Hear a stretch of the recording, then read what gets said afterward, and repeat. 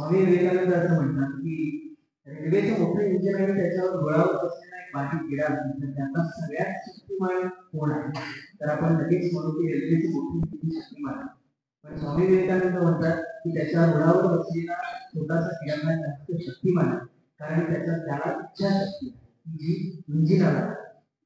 इच्छाशक्ती याचा अर्थ असा होतो की दीर्घकालीन उद्दिष्ट साध्य करण्यासाठी तात्पुरत्या प्रलोभनांना नकार देण्याची आणि समाधानाला विलंब करण्याची क्षमता.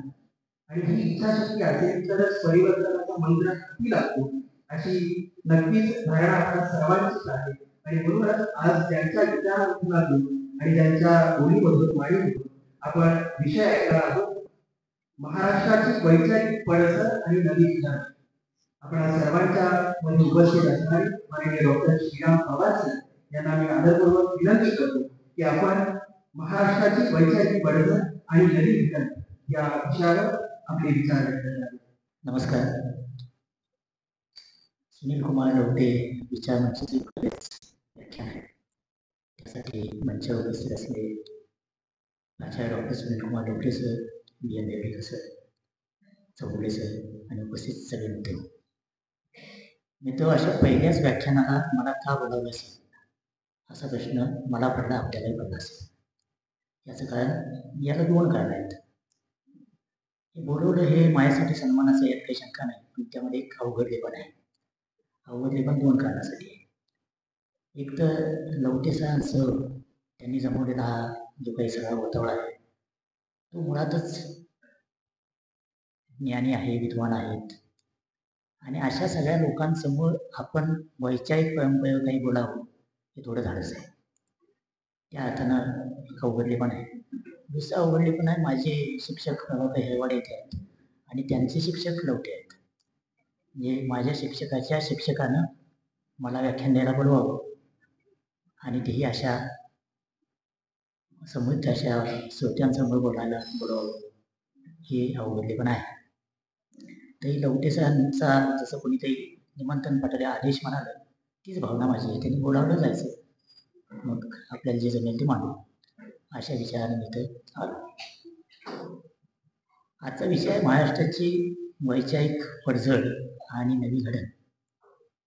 या विषयाला अनेक कंगोरे आहेत. वैचारिक पडझड झाली का, आपल्यापैकी प्रत्येकाला विचारलं तर प्रत्येक जण वैचारिक पडझडीची काही उदाहरणं नक्की सांगेल. काही जण काहीच उत्तरे सांगतील, काही जण त्या पडझडीची कारणं पण सांगतील. म्हणजे आपण सगळेजण एका गोष्टीवर सहमत आहोत की महाराष्ट्राची वैचारिक पडझड झाली आहे, कारण विषय असतो आहे. आता पडझड झाली हे मान्य केल्यानंतर काय बिघडलं, कुठंपर्यंत बिघडलं, आणि नवी घडण करायची म्हणजे नेमकं काय करायचं, असा प्रश्न तयार होतो. आणि त्या प्रश्नाची सोडवणूक करण्यासाठी माझ्यापुरता मी विषय मर्यादित करायचा प्रयत्न केला. वैचारिक पडझड किंवा विचार असं म्हटलं की माझ्या मते 2 प्रकारचे विचार, प्राधान्याने विचार 2 प्रकारचे आवश्यकतात. एक आध्यात्मिक, आदिभौतिक, पारलौकिक जगाविषयी बोलणारा म्हणजे तत्वज्ञानात्मक विचार, ज्याच्यामध्ये सगळे ईश्वर दर्शनं, वेदांत वगैरे सगळ्या गोष्टी असू शकतात. भारतीय संदर्भात ते असू शकतात, अन्य देशांमध्ये त्या देशातली तत्वज्ञानात्मक किंवा आध्यात्मिक दर्शन असू शकतात. म्हणजे आपल्याकडे असं आपण म्हणलो की वेदांताच्या वेगवेगळ्या शाखा आहेत. अद्वैत आहे, द्वैत आहे, विशिष्टाद्वैत आहे, शुद्धाद्वैत आहे. या सगळ्या शाखा, षडदर्शन, सांख्य, न्याय, मीमांसा, वैशेषिक वगैरे, ही सगळी प्रामुख्यानं पारलौकिक जीवनाविषयी बोलणारी विचारदर्शन आहेत. त्याचा लौकिकाशी संबंधच नाही असं नाही, पण आजच्या विषयाच्या मर्यादेमध्ये त्याचा मी फार विचार करत नाही. तर जी आहे जीवनाशी संबंधित विचार आहेत, जे आजचं आपलं जगणं अधिक सुखकर कसं करायचं, अधिक सुसह्य कसं करायचं, अधिक सुरक्षित कसं करायचं, अधिक समाधानी कसं करायचं, यावर बोलणारे जे विचारदर्शन आहेत की यावर बोलणारे जे विचारविवाह आहेत जगातले, देशातले, महाराष्ट्रातले, त्या लाईटमध्ये किंवा त्या संदर्भामध्ये महाराष्ट्राची पडझड काय आहे याचा आढावा प्रामुख्याने द्यायचा मी प्रयत्न करेन. याच्यामध्ये माझ्यामध्ये ज्या कोणी विचारवंतांनी महाराष्ट्राच्या संदर्भात किंवा देशाच्या संदर्भातही काही मांडणी करून ठेवली आहे की ज्याच्या प्रकाशात आपण पडझड बघावी, अशा सगळ्या विचारवंतांचा किंवा अशा सगळ्या विचारांचा परामर्श 4 मूल्यांच्या आधारे घेता येणं शक्य आहे. स्वातंत्र्य, समता, बंधुता आणि न्याय. यातली स्वातंत्र्य, समता आणि बंधुता ही तरी जगानं मान्य केली आहे. ती आपल्या घटनेत पण आणली आहे. घटनेत येत असताना अनेक विद्वानांचं असं म्हणणं होतं की ही मूल्यतही जी आहे ती आपण प्रामुख्यानं फ्रेंच आणि जर्मन राज्यक्रांतीच्या त्यातून जे काही तत्वांचा उद्भव झाला त्यातून आपण घेतली. त्याला बाबासाहेब आंबेडकरांचा प्रतिवाद होता की हे बौद्ध दर्शनातून आणलं आहे. दिपू चित्रे नावाचे विद्वान साहित्यिक कवी होते. त्यांनी असं म्हटलं की ही जी काही स्वातंत्र्य, समता, बंधुता ही जी काही मूल्य आहेत ती मूल्य ही महाराष्ट्राच्या संत परंपरेतली आहेत. परंपरा कुठली असेल, विचार कुठले असेल, पण ही मूल्य आणि ती मूल्य पुढे घेऊन जाणारे जे विचार आहेत ते प्रागतिक विचार आहेत. त्या मूल्यांना मागे खेचणार नाही, त्याच्यामध्ये अडथळा आणणारे जे कुठले विचार आहेत ते गतिकाल विचार आहेत. अशी विचारांची सरळ फाळणी आपल्याला करता येणं शक्य आहे. स्वातंत्र्य, समता, बंधुता आणि न्याय हे चातुष्य आपण लक्षात घेऊया पहिल्यांदा की याच्या संदर्भात आपल्याला पडझड काय झाली बघायचं आहे. आणि याच्यासोबत आणखी 4 घटक आहेत की जे या मूल्यांना उचलून धरण्यासाठी आवश्यक असतात. त्यात उदारमतवाद, सहिष्णुता, सर्वसमावेशकता आणि धर्मनिरपेक्षता. आता या 4 गोष्टी पण आपल्या घटनेनं स्वीकारलेल्या आहेत. तर हे 4 घटक आणि 4 मूल्यांच्या प्रकाशामध्ये आपल्याला आपल्या राज्याची किंवा एकूणच मराठी समाज म्हणून, मराठी समूह म्हणून आपण कुठून कुठं आलो याचा अंदाज घेता येणं शक्य आहे. महाराष्ट्राच्या संदर्भात विचारांचा प्रवास जर बघायचा झाला तर कदाचित सुरुवातीचा बिंदू म्हणून आपण सगळ्या संत साहित्याकडे बघू शकतो किंवा ज्ञानेश्वरांपासून सुरुवात करू शकतो. त्याच्याही आधी महानुभाव पंथाचा उदय झाला होता आणि महानुभावांचं काम हे प्रामुख्यानं महाराष्ट्रात झालं. तो एक विचार आहे की जो आपल्याला महाराष्ट्रातला आद्य विचार म्हणून बघता येईल. त्याच्या आधी विचारवंत होते नाही असं, त्याच्या आधी अनेकांनी वेगवेगळ्या प्रकारचे विचार मांडले. पण स्पष्टपणे आपल्याला असं म्हणता येईल की महानुभाव आणि संत साहित्यापासून एक विचारांची घुसळण सुरू झाली महाराष्ट्रामध्ये. त्याच्या तपशिलात मी नंतर येतो, पण तिथून पासून आणि मग नंतर प्रबोधन प्रवाहामध्ये दादोबा पांडुरंग तळखडकर आणि बाळशास्त्री जांभेकर हे त्या अर्थानं महाराष्ट्रातल्या प्रबोधनातले आद्य विचारवंत म्हणता येईल की ज्यांनी सुरुवात अशी केली की आपल्यामध्ये कमतरता काय किंवा लोकहितवादी यांनी सुरुवात काय केली तर आपल्यामध्ये कमतरता काय म्हणजे पडझडीवरची नवी घडण जर आपल्याला विचार करायची असेल तर आज आपल्यामध्ये कमतरता काय आहे इथूनच आपल्याला सुरुवात करायला. त्यांनी ती सुरुवात केली ती इंग्रजांचं राज्य प्रस्थापित झालं होतं त्या प्रकाशात केली. हे इंग्रज आपल्यावर राज्य करू शकतात आणि आपण त्याला प्रतिकार करू शकत नाही याच्या मागची कारणं आहे. आणि मग ती त्यांनी सुरुवातीला शोधली कारणं होती ती आपल्या देशातल्या धार्मिक परंपरा, प्रथा की ज्या कालबाह्य झाल्या, जुनाट झाल्या आणि ज्या वर्चस्ववादावर आधारलेल्या आहेत, वर्णवर्चस्वावर, ब्राह्मणांच्या वर्चस्वावर आधारलेल्या आहेत. याला जोपर्यंत आपण मोडत नाही तोपर्यंत आपला उद्धार होण्याची शक्यता नाही. या प्रकारची मांडणी सुरुवातीच्या सगळ्या सुधारकांनी किंवा विचारवंतांनी केली. आणि तिथंपासून मग तुम्ही जर या सगळ्या विचार करणाऱ्या लोकांची फक्त नावं जरी घेतली, मग त्यात आगरकर आहेत, महात्मा फुले आहेत, त्यामध्ये राजाराम शास्त्री भागवत आहेत, त्याच्यामध्ये महाराष्ट्रानं बराच काळ विस्मरणात टाकलेले विठ्ठल शिंदे आहेत.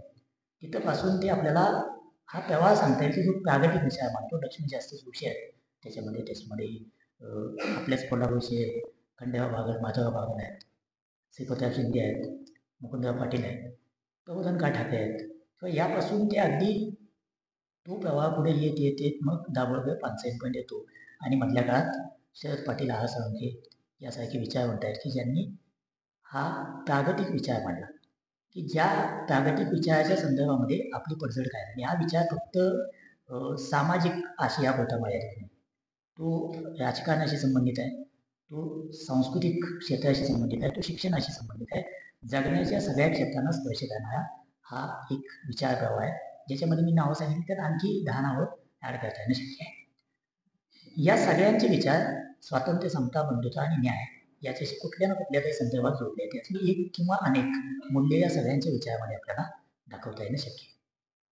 या सगळ्यामधलं वैशिष्ट्य काय आहे तर या सगळ्या विचारांमध्ये किंवा महाराष्ट्राच्या मातीतला जो मूळ विचार आहे त्या विचारामध्येच एक बंड आहे. जे मान्य नाही त्याच्या विरोधात स्पष्टपणे बोलण्याची धमक आहे आणि ती आपल्याला ज्ञानेश्वरांपासून ते अगदी अलीकडच्या पानसरे आणि दाभोळकरांपर्यंत आपल्याला स्पष्टपणे दिसते. जे मान्य नाही ते स्पष्टपणे मांडायचं. हे बंडखोरी कुठल्या कुठल्या स्वरूपात असू शकते. राजकीय बंडखोरी शिवाजी महाराजांच्या रूपाने आपण बघितली, जे अन्याय राज्य आहे ते मान्य नाही म्हणून आम्ही एतद्देशीयांचं राज्य निर्माण केलं. ही वैचारिक बंडखोरी पण आहे, राजकीय बंडखोरी पण आहे, त्यातून एक मराठा साम्राज्य तयार झालं, त्याच्या मागं पण एक विचार आहे. तसाच सांस्कृतिक, धार्मिक आणि शैक्षणिक या तीनही आघाड्यावर बंड करणारा विचार वेगवेगळ्या विचारवंतांनी मांडला. आणि ते बंड करायचंच आपण बंद झालो जे काय, ही आपल्या दृष्टीनं सगळ्यात मोठी पडझड आहे. हे ज्ञानेश्वरांनी ज्ञानेश्वरी लिहिली, त्याचा अनेक अर्थांनी अर्थ लावलेला आहे. पण ज्ञानेश्वरी हे बंड होतं. हे बंड कशाच्या विरोधात होतं, तर सर्वसाधारणपणे असं सांगितलं जातं की ज्ञानेश्वरांना मुळात त्या काळातलं ज्ञान ग्रहण करण्याचा अधिकार नव्हता, कारण तो त्रैवैनिकांना होता. आणि त्रैवैनिकातले नंदादी क्षत्रियांना, म्हणजे नंदानंतर क्षत्रिय नाही, त्यामुळे तो फक्त ब्राह्मणांना होता आणि ब्राह्मणांमध्ये फक्त पुरुषांना होता. अशा काळामध्ये ज्ञानेश्वर ज्यांना समाजबाह्य ठेवलं होतं ते गीतेवर भाष्य देतात, ही बंडखोरी होती. त्या अर्थानं बंडखोरी होती. पण त्याच्यापेक्षा मोठी बंडखोरी ज्ञानेश्वरांनी केली, आणि ती स्वातंत्र्य, समता, बंधुता, न्याय यातल्या कशाची ते जोडता येणं शक्य आहे. ती बंडखोरी काय होती? ज्ञानेश्वरांनी असं सांगितलं की भगवद्गीता हा परमेश्वराचा जागेपणीचा श्वास आहे, आणि वेद हे परमेश्वराचे झोपेतले निश्वास आहेत. झोपेतले निश्वास आहे ते आधी म्हटले गेले. ज्ञानेश्वरांनी असं सांगितलं की भगवद्गीता हा जागेपणीचा श्वास आहे. आणि काय फरक पडला, तर आपल्या परंपरेमध्ये श्रुती, स्मृती, पुराण असं क्रमानं त्याचं महत्त्व आहे. सगळ्यात महत्त्वाचं श्रुती म्हणजे वेद, त्यानंतर स्मृती, आणि त्यानंतर पुराण, आणि त्यानंतर बाकीचं सगळं, असं आपली भारतीय परंपरा मानते. आता याच्यामध्ये श्रुतीचा अधिकार अतिशय मर्यादित आहे, स्मृतीचा अधिकार थोडा व्यापक आहे. ज्ञानेश्वर जेव्हा असं म्हणतात की भगवद्गीता नावाची स्मृती ही वेदांपेक्षा महत्त्वाची आहे, तेव्हा ते अधिक लोकांना ज्ञानाकडे न्यायचा प्रयत्न करतात. त्या अर्थाने ते प्रचलित व्यवस्थेच्या विरोधातलं बंड होतं. असंच बंड तुकारामध्ये दिसतं, असंच बंड एकनाथांमध्ये दिसतं. संपूर्ण संत साहित्यामध्ये तुम्हाला असा बंडाचा आविष्कार कमी अधिक प्रमाणात दिसतो.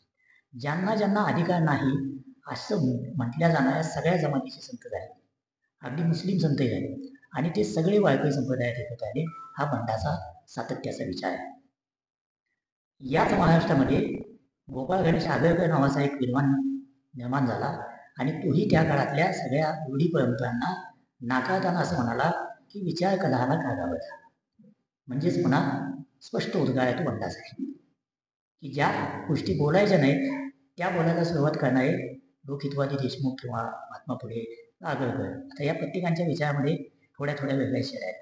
त्याच्या तपशिलात जाण्या इतका वेळ आपल्याला नाही, पण या सगळ्यांमधलं समान सूत्र काय आहे, तर जे मान्य नाही त्याच्या विरोधात बंड करण्याचं. अशा महाराष्ट्रामध्ये, अशी परंपरा असलेल्या महाराष्ट्रामध्ये आज आपण जो एक डॉमिनंट विचार आहे त्या विचाराच्या विरोधात बोलावं की बोलू नये, बोललो तर काय होईल, असहमतीतही व्यक्त करावी की करू नये, अशा एका टोकापर्यंत आलं. म्हणजे वातावरणाला झाकोळ इतका आहे की माणसं स्पष्टपणे बोलत नाहीत, त्याच्यापेक्षा आपण गप्प बसूया, अशा एका निर्णयाप्रत, निष्कर्षाप्रत येत आहे. हा बदल ही माझ्या मते महाराष्ट्राच्या विचार परंपरेतली सगळ्यात मोठी पडझड आहे.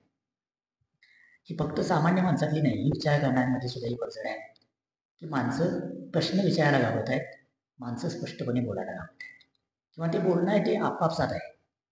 त्याचा ज्या प्रकारचा लाऊड आविष्कार आगरकरांनी केला, महात्मा फुलेंनी केला, डॉक्टर आंबेडकरांनी केला, शाहू महाराजांनी केला, त्या प्रकारचा आविष्कार करायला आता बहुतेक विचारवंत किंवा विचार करणारे लोक एक तर विचार करायचंच बंद करत आहेत, किंवा ते स्पष्टपणे मांडायचं हळूहळू कमी करायचं.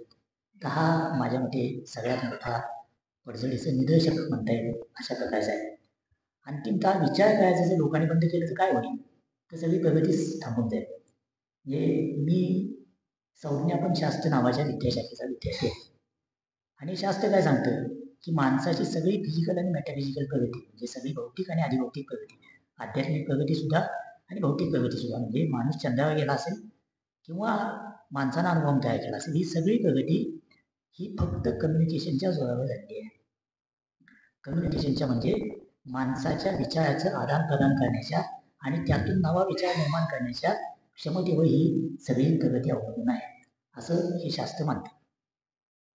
आता हे जर खरं असेल की माणूस आहे त्याच्यापेक्षा अधिक समृद्ध होणं, की तो कसा कम्युनिकेट करतो, कसा व्यक्त होतो याच्या अवलंबून असेल, आणि जर अभिव्यक्तीच्या भोवती चौकटी घालण्याचं, अभिव्यक्तीचा गळा घोटण्याची प्रयोग सरसकट चालू असतील तर मग प्रश्न तयार होतो की विचार न करण्याचे पुढच्या काळातले परिणाम काय असतील. अशा एका टप्प्यावर आपण महाराष्ट्रात आहोत. त्यामुळे पडझड ही सार्वत्रिक आहे. पडझड ही सगळ्या क्षेत्रातली आहे. त्यातल्या काही क्षेत्रांना स्पर्श करतो, पण ही सगळ्या क्षेत्रातली आहे. महाराष्ट्राकडून अपेक्षा काय होती?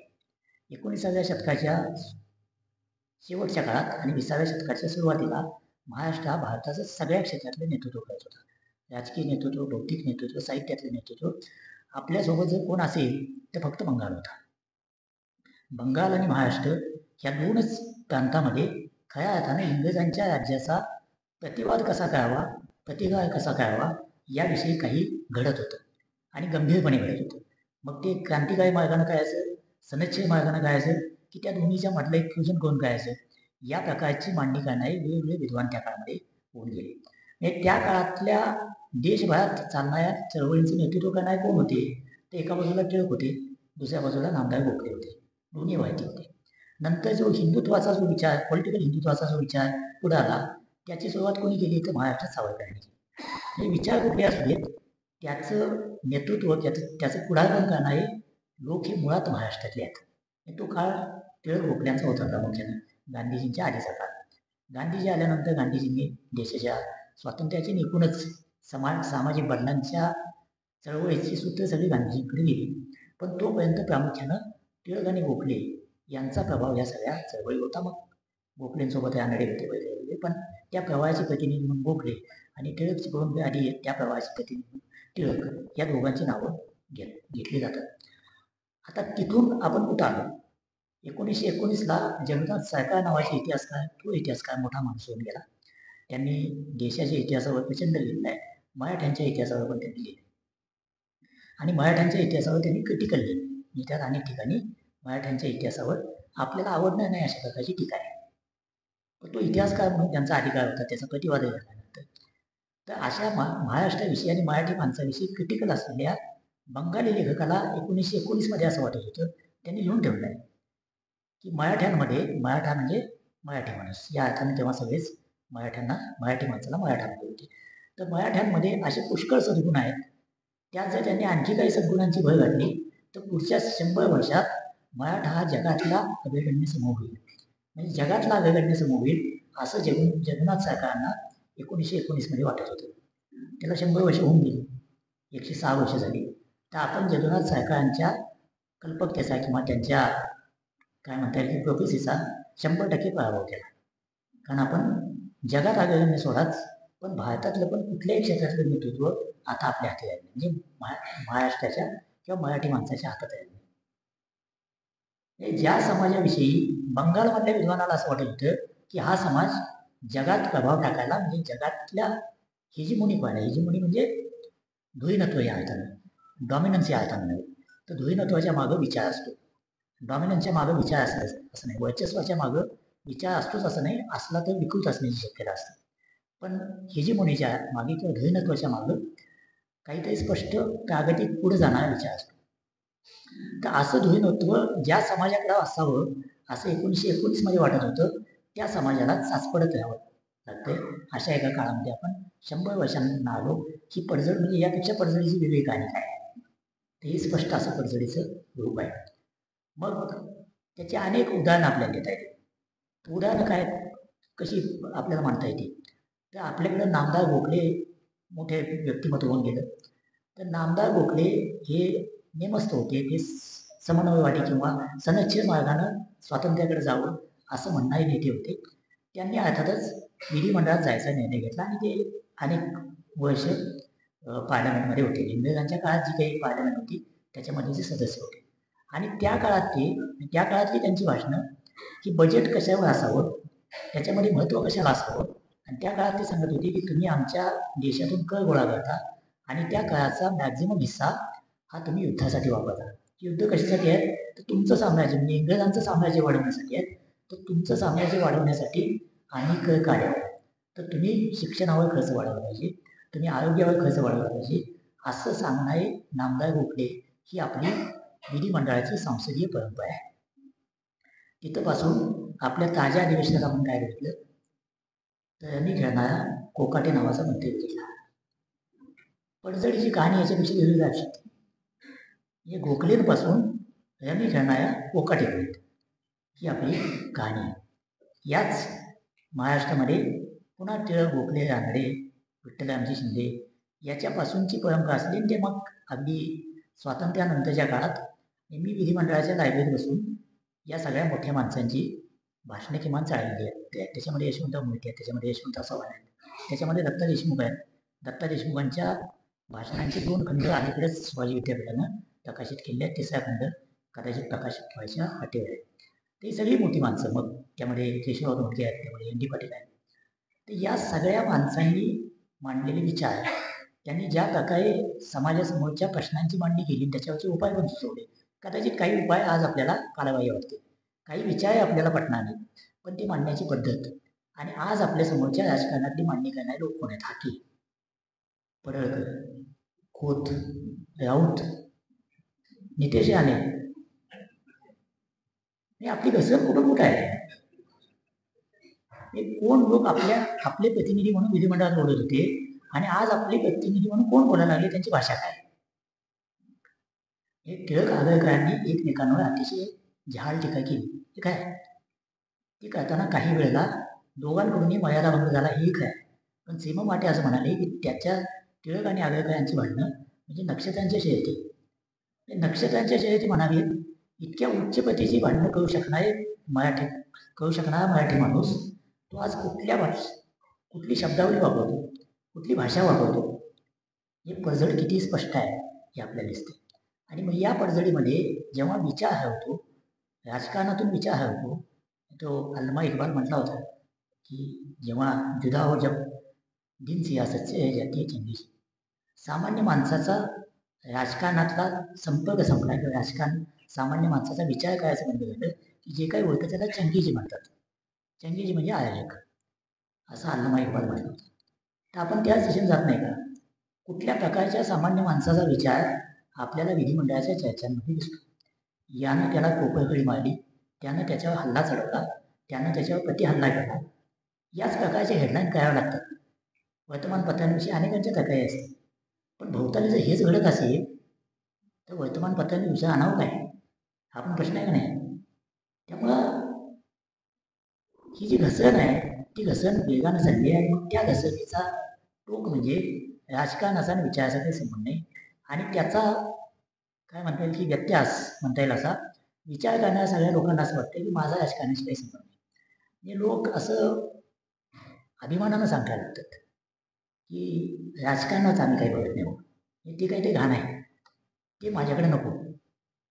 असं लोक जेव्हा सांगायला लागतात तेव्हा तो विचारांचा पण पराभव आहे.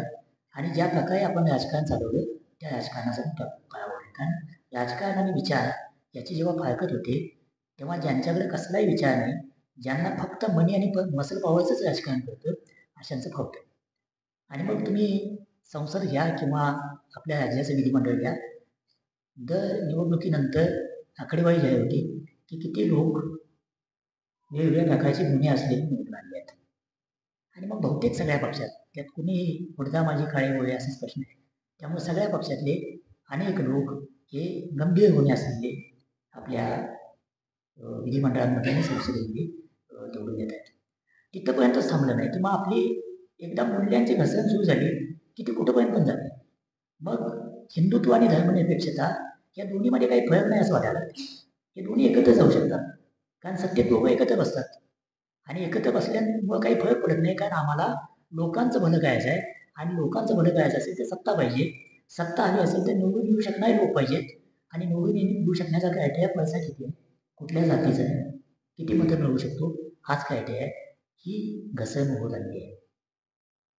म्हणजे आंबेडकरांना घटना समितीवर निवडून यावं यासाठी प्रयत्न करणारे काँग्रेसवाले, नंतर आंबेडकरांचा पराभव पण केला काँग्रेसवाल्यांनी, तिथंपासून ते आता निवडून येण्यासाठी ज्या प्रकारच्या पात्रता शोधल्या जातात त्या पात्रता हा घसरणीचा आलेख आहे. आणि तो घसरणीचा आलेख राजकारणाच्या मागचा विचार हळूहळू करत लोक पावत चालल्याचं निदर्शक आहे. त्यामुळे मग आपण असं पण बघितलं की निवडून आम्ही येऊ किंवा न येऊ, सत्ता आम्हीच मिळवणार. निवडून तुम्ही कोणालाही द्या, त्या निवडून दिलेल्यांना फोडण्याची क्षमता आमच्याकडे आहे. त्यांना कुठेही गोवाटेला आणि कुठे घेऊन जाण्याची क्षमता आमच्याकडे आहे.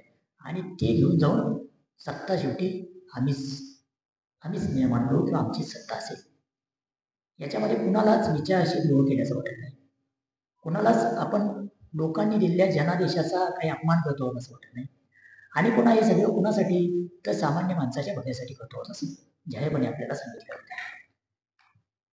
याचं पुन्हा कारण तेच आहे की यातल्या कुणालाच ते जे विचारसरणी सांगतात त्या विचारसरणीशी पण ते स्टिकअप नाही आहेत.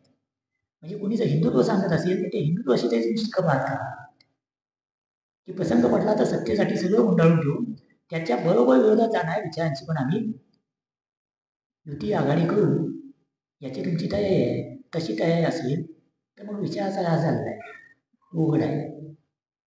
धर्मनिरपेक्षतावादी जे आहे त्या सगळ्यांना कुणाला ते रोखण्यासाठी का असे ना, पण आम्ही हिंदुत्वाच्या वेगवेगळ्या छटांच्या लोकांना एकत्र घेऊ असं वाटायला लागतंय, तेव्हा ती विचाराची पडझडच झाली असते.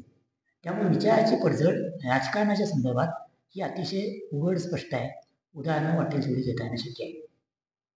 आपल्या महाराष्ट्रामध्ये अनेक गावांची नावं ही कुठल्या तरी मोठ्या जागतिक घटनेशी जोडली आहेत. म्हणजे माणगावची परिषद अस्पृश्यता निवारणाशी जोडली आहे. माणगाव 14 तळ्याचा सत्याग्रह, महाडचा सत्याग्रह हा समतेशी जोडला आहे. किंवा अगदी रत्नागिरीतलं प्रतीक पवार म्हणजे त्याच्यावर टीका करता येणं शक्य आहे, मलाही काही फार मान्य नाही. पण कुठल्या तरी बदलाशी जोडलेली ही नाव आहेत. अलीकडच्या काळातलं आपण मॉडेल काय, ते बीड मॉडेल राजकारणाचं.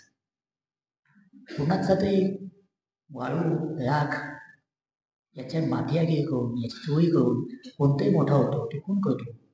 आणि मग त्याचा आकार, त्याच्या आकाचा आकार, त्याचा प्रकार हे सगळं आपल्या चर्चेमध्ये असतं. आणि याला आपण राजकारण म्हणायला लागतो.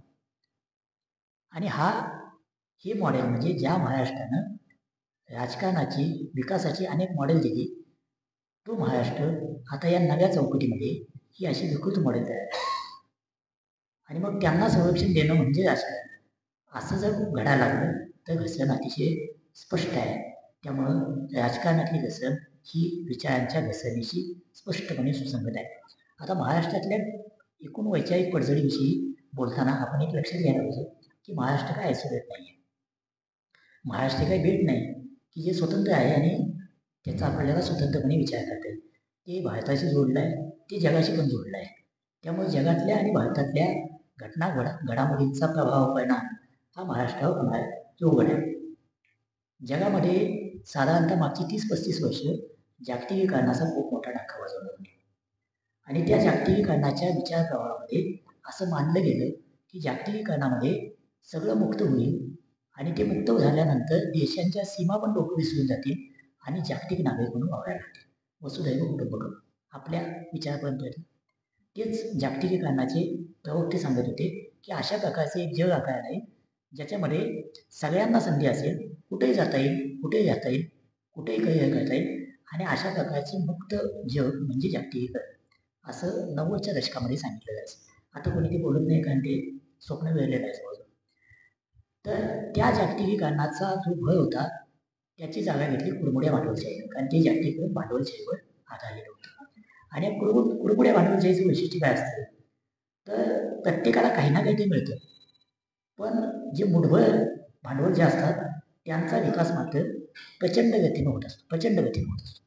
आणि तळातले जे असतात, बॉटम ऑफ द पिरामिड ज्याला म्हणतात, तळातले 50% त्यांना जगण्यापुरतं मिळत असतं. तर याच्यातून या बॉटम ऑफ द पिरामिडमध्ये अस्वस्थता कायम असते. या अस्वस्थतेचा परिणाम ती जी खतखत आहे ती आतून धक्के मारायला सुरुवात करते. आणि ती आतून धक्के मारायला सुरुवात केल्यानंतर विचाराच्या दृष्टिकोनातून बघितलं तर काय व्हायला पाहिजे, तर हा वर्ग संघर्ष आहे आणि तो वर्ग संघर्ष म्हणून पुढे यायला पाहिजे. पण जेव्हा तुम्ही बघितलं तर तो वर्ग संघर्ष म्हणून पुढे न येता तो अस्मितांचा संघर्ष म्हणून पुढे आला, तो भाषेचा संघर्ष म्हणून पुढे आला, तो धर्माचा संघर्ष म्हणून पुढे आला, तो वंशाचा संघर्ष म्हणून पुढे आला, तो राष्ट्रांचा संघर्ष म्हणून पुढे आला. म्हणजे जे थेटपणे माणसाच्या जगण्याला भिडणारे मुद्दे आहेत त्याला वळण अस्मितांचं दिलं गेलं, जग दिलं गेलं. ते अमेरिकेत दिलं गेलं, ते इंग्लंडमध्ये दिलं गेलं, ते चीनमध्ये सुद्धा दिलं गेलं. चीनमध्ये जरी कम्युनिस्ट राजवट असली तर तिथंही या प्रकारचं वळण दिलं गेलं, ते भारतात पण दिलं गेलं. त्यामुळं अस्मितांचे डोळदार संघर्ष हे जागतिकीकरणातून ज्या विकृती तयार झाल्या त्या विकृतींवर वरचं लक्ष हटवण्यासाठी तयार केलेलं एक प्रकरण आहे. आणि त्याच्यातून मग अतिशय सोपे उपाय सांगणारे आणि कुणीतरी एक खलनायक शोधून त्याच्यावर आपल्या सगळ्या प्रश्नांचं ओझं टाकणारे कणखर नेते निर्माण झाले. हे सगळे उजवीकडे झुकलेले, अति उजवे म्हणता येतील अशा प्रकारचे नेते आहेत. संपूर्ण युवकभर तुम्हाला दिसेल की अशा उजव्या नेत्यांचं पीक आलेलं आहे. आपल्याकडे पण तेच घडते. आपल्याकडे सुद्धा उजवा प्रवाह जो बलिष्ठ झाला तो 1990 नंतर झाला. त्याच्या आधी काही तो सत्तेच्या राजकारणात किचगंतीत पण नव्हता. तो 90 नंतर अतिशय पराठे झाला. आणि मग हे उजवे मूळ प्रश्नांकडून लक्ष बाजूला करण्यासाठी जे काही करतात तो आपल्याला कदाचित विचार वाटू शकतो. त्याच्यामागे विचार पण आहे, पण तो विचार हा प्रागतिक नाही, तो मागे खेचला आहे, तो कदाचित विकृतीकडे नेणार आहे. त्यामुळे ट्रम्प आपल्या सगळ्या विरोधकांना वोक म्हणतात, फार लेफ्टिस्ट म्हणजे अति डावे म्हणतात, किंवा हे सगळे समाजविघातक अमेरिकेच्या विरोधाचे लोक असं म्हणतात. तोच कित्ता आपल्याकडे मिळवला जातो आणि आपल्याकडं प्रचलित सत्तेला प्रश्न विचारणार कोणीही अजून लक्ष ठेवतं, आंदोलनजीवी ठरतं. आणि मग त्याचा प्रतिवाद सहजासहजी उभा राहत नाही. आपल्या महाराष्ट्र सरकारनं अलीकडेच जनसुरक्षा कायदा नावाचा नवा कायदा आणला आणि तो कायदाच असं म्हणतो की अति डाव्यांना व्यसन घालण्यासाठी हा कायदा आहे. अति डावे म्हणजे नक्षलवादी हे समाजासाठी घातक नक्कीच आहेत, त्यांना रोखायला पाहिजे हे पण खरं आहे. पण मग अति उजवे समाज विघातक नसतात काय? या प्रश्नाचं उत्तर हा कायदा देत नाही. या प्रश्नाचं उत्तर कायदा आणणारे पण देत नाही. आणि या प्रश्नाचं उत्तर टोकदारपणे ज्यांच्यावर विरोध करण्याची जबाबदारी आपण टाकली आहे ते पण करत नाहीत. हा कायदा झाला, त्याच्यावर थोडीफार चर्चा झाली, ज्या लोकांनी लिहिलं, आणि आता तो विषय चर्चेतून बाजूला पडला. आता नवा विषय चर्चेला. त्यामुळं हे जे काही साधलेलं आहे या सगळ्या नव्या सत्ताधाऱ्यांना, सगळ्या जगभरातल्या नव्या सत्ताधाऱ्यांना, उजवीकडे झुकलेल्या खास करून सत्ताधाऱ्यांना, की कुठल्याच एखाद्या मुद्द्यावर समाजाला टिकूच द्यायचं, मुद्दा बदलत जायचं. त्यामुळे तुम्ही कशावर फोकस करू शकत नाही आणि कुठलाच विचार ठोसपणे पुढे जात नाही. अशा पण काळामध्ये आपण वावरत आहोत. त्यामुळं हा जो जागतिक विचार आहे आणि तोच भारतात बहुसंख्याकवादाच्या रूपानं आणि अन्य वैयक्तिकच्या रूपानं, अन्य वैयक्तिकता म्हणजे काय, कुणाला तरी वगळलं. महाराष्ट्राचा संपूर्ण विचार, एक काही हजार वर्षांचा विचार हा कायम समावेशनाचा आहे. प्रत्येक वेळेला महाराष्ट्रानं नवं स्वीकार केला, नव्याला आत्मसात करत गेला, असा महाराष्ट्र आहे. अशा महाराष्ट्रामध्ये बहुसंख्याकवाद, अन्य वैयक्तिकता, कुठल्या तरी समुदायाला टार्गेट करणं हे सहज आपल्या अवतीभोवती दिसायला लागलं. हा आपला म्हणजे महाराष्ट्राच्या वैचारिक परंपरेचा, सांस्कृतिक परंपरेचा सर्वाधिक मोठा आदर्पात आहे. कारण आता आपल्याला सगळीकडं दिसायला लागलं, गल्लीत दिसायला लागला, आपल्या आजूबाजूला दिसायला लागलं. हे फक्त काही कुठेतरी लांब उत्तर भारतामध्ये होते अशाला भाग नाही, आपल्याकडे व्हायला. त्यामुळं तो जो काही वैचारिक अधपात आहे तो आपल्याला या कायद्यांच्या रूपानं, आपल्या रोजच्या जगण्यातल्या ज्या प्रकारे आपला वर्तन व्यवहार होतो त्या रूपानं पण दिसायला लागला. त्यामुळे जगातल्या आणि देशातल्या या सगळ्या बदलत्या प्रवाहांचा महाराष्ट्रावर परिणाम होणं हे स्वाभाविक आहे. त्यामुळे जगातले, देशातले आणि महाराष्ट्रातले असं बदलांचं स्वरूप एक त्रिपिढी स्वरूप आहे. आणि ते समजावून घेतलं तर मग आपल्याला महाराष्ट्रातल्या वैचारिक आणि सगळ्याच प्रकारच्या पडझडीची, कारण कुठलीही पडझड ही त्याच्या मागचा विचार हरवतो तेव्हा पडझड सुरू होते. त्यामुळे वैचारिक पडझड म्हणजे फक्त मोठ्या मोठ्या विचारवंतांनी काय सांगितलं आणि त्याचं आता काय झालं इतकाच मुद्दा नाही, तर जवळपास प्रत्येक क्षेत्रामध्ये आपण जी पडझड अनुभवतो त्या पडझडीमागे मुळात आहे तो वैचारिक ध्यास आहे. तर त्याच्या मी 2-3 क्षेत्र उदाहरण म्हणून फक्त देतो, कारण किती क्षेत्रांमध्ये मान्य करता येणं शक्य आहे. सगळ्या ऐहिक जगण्यात समृद्धी यावी असं जर कुठलाही विचार म्हणजे इहवादी विचार कुठलाही मांडत असेल आणि सगळ्या विचारवंतांचे विचार प्रामुख्यानं त्या दिशेनं जाता येते. तो फक्त मार्क्सच मानतो असं नाही, भौतिक सगळ्यांनी या प्रकारे मांडणी वेगळी आहे, पण आपलं जगणं अधिक समृद्ध व्हावं हा त्याच्या मागचा मूळ हेतू असतो. महाराष्ट्रातल्या अनेकांनी त्या प्रकारची मांडणी केली आहे. भीम दांडेकरांपासून अनेक अर्थतज्ञांनी पण त्या प्रकारची मांडणी केली आहे. आर्थिक आघाडीवरचा महाराष्ट्र काय सांगतो आणि त्याच्या मागचा विचार काय सांगतो. तर आपण महाराष्ट्र राज्याची स्थापना झाली तेव्हा यशवंतरावांनी स्वप्न दाखवलं, कृषी औद्योगिक क्रांतीचं स्वप्न दाखवलं. त्याच्यामध्ये कल्पना अशी होती की ग्रामीण भाग हा मोठ्या प्रमाणावर समृद्धी होईल, आपोआप शहरी भागही उद्योगांनी समृद्धी होईल आणि महाराष्ट्र समृद्धी होईल. महाराष्ट्र आताही देशातलं सगळ्यात आघाडीवरचं राज्य आहे, हे काय आहे, म्हणजे काही खोटं नाही आहे. म्हणजे या आर्थिक आघाडीवर बघितलं तर आपली काही खुशी काही गम म्हणावं अशी महाराष्ट्राची परिस्थिती आहे. पण ज्या महाराष्ट्राचा देशाच्या GDPचा वाटा 15% होता तो आता 13.5% झाला. आपल्याला आपल्या बहुतांश राज्य तमिळनाडू असेल, आंध्र प्रदेश असेल, कर्नाटक असेल, हरियाणा असेल, ही सगळी राज्य विकासाच्या संदर्भात टक्कर द्यायला लागली अशा अवस्थेत आली. म्हणजे महाराष्ट्राच्या विकासापेक्षा अधिक गतीनं अन्य राज्य विकसित होत आहेत. कधी काळी असं म्हटलं जायचं की महाराष्ट्रानं स्पर्धा युरोपातल्या देशांची काय भारतातल्या अन्य राज्यांची करू नये, कारण आपण विकासात आधीच खूप पुढे निघून गेलो होतो. पण आता आपली स्पर्धा ही अन्य राज्यांची सुरू झाली. महाराष्ट्राच्या ग्रामीण भागातलं वास्तव हे अधिक विधायक आहे.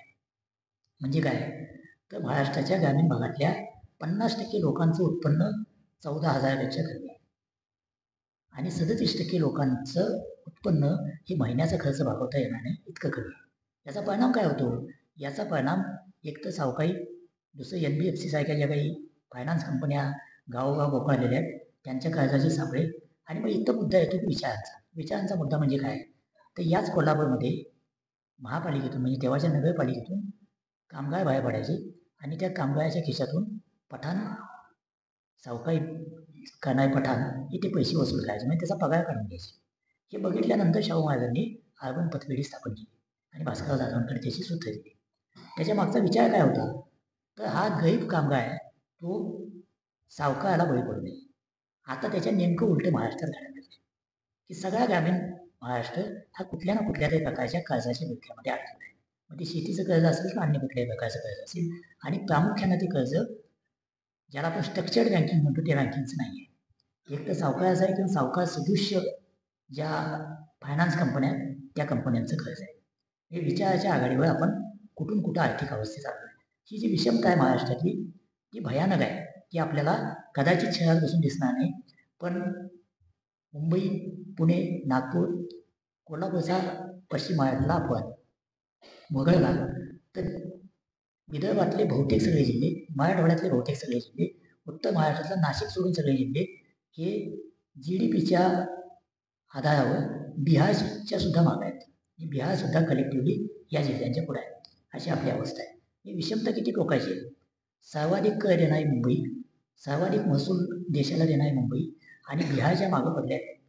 बिहारपेक्षा सुद्धा मागं पडलेले अनेक जिल्हे, ही टोकाची विषमता कुठल्या धोरणातून तयार झाली, त्या धोरणामागचा विचार काय होता तर तो विचार हा वैचारिक घसरणीचं एक निदर्शक आहे की आपली आर्थिक परिस्थिती ही क्रमाक्रमानं अशी होत निघाली आहे. त्याचा एक दृश्य परिमाण काय आहे तर सगळी शहरे ही प्रचंड प्रमाणात स्वस्त आहेत आणि गावं मात्र ओसपडत आहेत.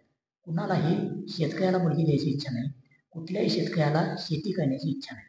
कुणाला विचारून बघा, हे शेतीविषयीचे जे उमाळे आहेत कथाकथितातून हे कृतक उमाळे आहेत. कारण शेतीमधून पोट भरावं अशी अवस्था जवळपास नाही. ज्या प्रकारचं बिल्डिंग आता शिल्लक आहे महाराष्ट्रामध्ये त्याच्यात नाही. त्यामुळंच आत्महत्यांची राजधानी महाराष्ट्र बनतो आणि त्या आत्महत्यांचा विचार ज्या प्रमाणात व्हायला पाहिजे त्याच्याविषयीची काही मॉडेल्स मांडायला पाहिजेत, त्यातलं काही आपल्याला घडत नाही. म्हणजे शिक्षणातल्या एक बदलावर ND पाटलांनी एक अख्खा अहवालच दिला आणि त्यानं महाराष्ट्राच्या शिक्षणाची दिशा बदलली. असं कुणालाही आत्महत्यांच्या बाबतीत काय असं वाटत नाही, कारण ती जी परंपरा आहे, विद्वत्तेची परंपरा आहे, ती परंपरा फक्त मागच्यांचं आठवायचं आणि रिसायकलिंग करायचं या थाटाने अशा एका टोकाला आपण आणलो आहोत. या आत्महत्यांविषयी आपल्याला मनापासून काही वाटत नाही, कारण हा आत्महत्या या क्रिकेटच्या स्कोअरसारख्या झाल्या आहेत. पूर्वी आम्ही वर्तमानपत्रामध्ये प्रत्येक आत्महत्या झाल्यानंतर किमान आकडा छापायचा की 734 आत्महत्या. आता तीही बंद करून टाकली, कारण किती आकडे छापायचे.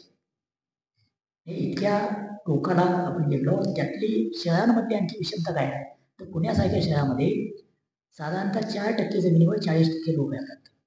4% जमिनीवर 40% लोक राहतात. ते कुठे जातात तर झोपडपट्टी जातात.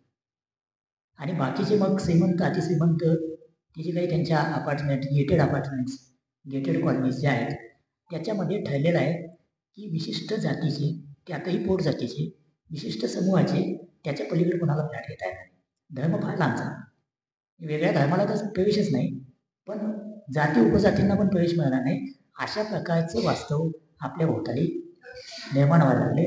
ज्या महाराष्ट्राची वाटचाल, ज्या महाराष्ट्राचा मूळ विचार हा समावेशनाचा आहे, सगळ्यांना पुढे घेऊन जाण्याचा आहे, सर्वसमावेशकतेचा आहे, सहिष्णुतेचा आहे, त्या महाराष्ट्रामध्ये आता आपल्याला माझ्यापेक्षा वेगळा माणूस माझ्या शेजारी नको इतक्या लोकांना आपण गेलो आहे. ही मूल्यात्मक पडझड आहे.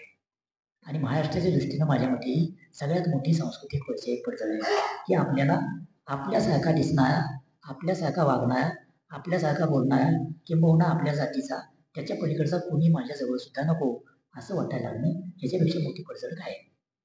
आपल्या संत परंपरेत सगळ्या प्रकारच्या सगळ्या जातीच्या संतांचा समान रीतीनं आदर केला आहे. पण अलीकडच्या काळामध्ये आपण असं बघतो की आपण सगळे संत जातींना वाटून टाकले आहेत. कुठल्याही संताची जयंती किंवा पुण्यतिथी घ्या, ते साजरे करणारे तुम्हाला त्या त्या जातीचे दिसतील का वाक्यात.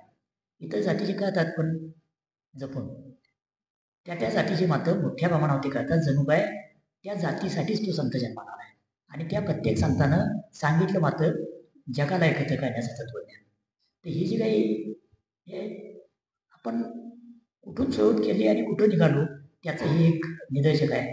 ज्या महाराष्ट्रामध्ये जाती अंताविषयी खूप पोटतिडकीनं बोलले गेले, अनेकांनी मान्य केले, जाती अंत कसा व्हावा याविषयीच्या वेगवेगळ्या प्रकारच्या कल्पना मांडल्या गेल्या. आपल्या कोल्हापूरमध्ये हे काही प्रमाणात सक्तीनं आंतरजाती विवाह करावेत असं पण बघितलं की जात नावाची कल्पना, जात नावाचे जे काही भानगड आहे ती संपून जावी.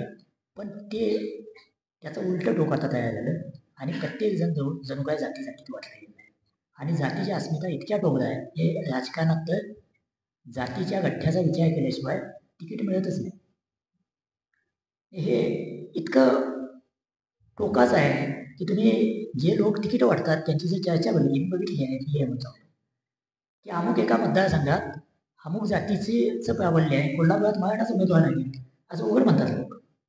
या कोल्हापुरात रवींद्र फडणवीसांना अनेक वेळा निवडून दिलं हे सुद्धा विसरलं जातं आणि स्पष्टपणे म्हटलं जातं की इथं मराठाच उमेदवार पाहिजे.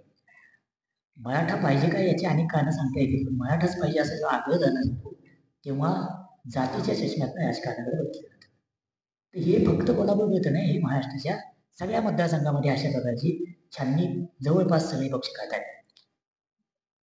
त्यामुळं पुन्हा आंबेडकरांना निवडून देणारा महाराष्ट्र किंवा आंबेडकरांना विजय व्हावे म्हणून प्रयत्न करणारे काँग्रेसवाले आणि इथं मग एकेका जातीची शोधून त्याची मोड बांधणं आणि त्याला सोशल इंजिनियर म्हणावं इथंपर्यंत आपला विचार केला. सोशल इंजिनियर नावाचं जे गोंडस प्रकरण तयार झालं उत्तर भारतामध्ये ते काय आहे? ती काही फार मोठी सामाजिक क्रांती वगैरे नाही. त्याच्यामध्ये 2-3 जाती त्यांचा समूह तयार करायचा आणि त्यातून 30-32% मतांची निर्मिती व्हावी, तेवढी झाली म्हणजे आपण सत्तेत येतो. तर हे सत्तेत येण्याचं गणित म्हणजे सोशल इंजिनियर आहे. मग त्याला कुठल्याही जातीचं समीकरण एकमेकाला जोडता येतं. बसपाने सिद्ध करून दाखवलं की दलित जाती आणि ब्राह्मण एकत्र येऊन सत्ता मिळवता येते उत्तर प्रदेशामध्ये. तसंच यादव मुस्लिम आणि अन्य काही ओबीसी जाती एकत्र येऊन सत्ता मिळवता येते मुलायम सिंगांनी दाखवलं. आपल्याकडं उघडपणे कोणी बोलत नाही, पण राजकारणाचं जी पटमांडणी जी करतात त्यांच्या डोक्यामध्ये back of the mind calculation याच प्रकारचे असतात. फक्त आपल्याकडं पुरोगामी आहोत असा एक आपण भ्रम जोपासलेला आहे सगळ्यांनी मिळून महाराष्ट्रानं, आणि अशी आपली प्रथा पडली आहे की महाराष्ट्र पुरोगामी राज्य असं म्हणण्याची. त्यामुळं उघडपणे कोणी याच्यावर बोलत नाही, पण वास्तव हेच आहे. त्यामुळं वास्तवाला जर आपल्याला घडायचं असेल तर आपण हे मान्य केलं पाहिजे की ही पडझड ही पडझड पुन्हा विचारात न चालली आहे याच्यापेक्षा वेगळी आहे. तेव्हा अर्थकारणातली आणि या प्रकारची राजकारणातली पडझड याच प्रकारची आहे. यासोबत मला आणखी एका पडझडीकडे आवर्जून आपल्या सगळ्यांचं लक्ष द्यायचं आहे, कारण आपल्यातले अनेक जण शिक्षणाशी संबंधित आहेत, शिक्षण पेशेशी संबंधित आहेत आणि या क्षेत्रातली पडझड ही सगळ्यात भयावह अशी आहे. म्हणजे काय तर शिक्षणाचा विचार आपल्याकडं फुले शाहूंपासून जो काही सुरू झाला, मग भाऊराव पाटील आणि पुढं पंजाबराव देशमुख असतील, बापूजी साळुंखे असतील किंवा त्या काळात सुरू झालेली न्यू एज्युकेशन सोसायटी आहे, या सगळ्या संस्थांनी किंवा त्या संस्था चालवणाऱ्यांनी जो काही विचार केला तो शिक्षण सगळ्यांना मिळावं या प्रकारचा विचार केला. आता शिक्षण सगळ्यांना मिळावं हे जवळपास प्रस्थापित झालं आहे. हे शिक्षण मिळतच नाही अशी शक्यता फार कमी झाली आहे. पण त्या शिक्षणामध्ये विषमता किती टाकायची? हे एकाच प्राथमिक शिक्षणामध्ये CBSE वाले वेगळे, ICSE वाले वेगळे, जिल्हा परिषदेच्या शाळेत जाणारे वेगळे, महापालिकेच्या शाळेत जाणारे वेगळे, खाजगी शाळेत जाणारे वेगळे. हे किती प्रकारची रचना आपण करतो आणि ही फक्त रचना नाही आहे, तर ती आर्थिक स्तरानुसार ठरते आणि त्यानुसार त्या मुलांना मिळणाऱ्या संधी पण ठरतात.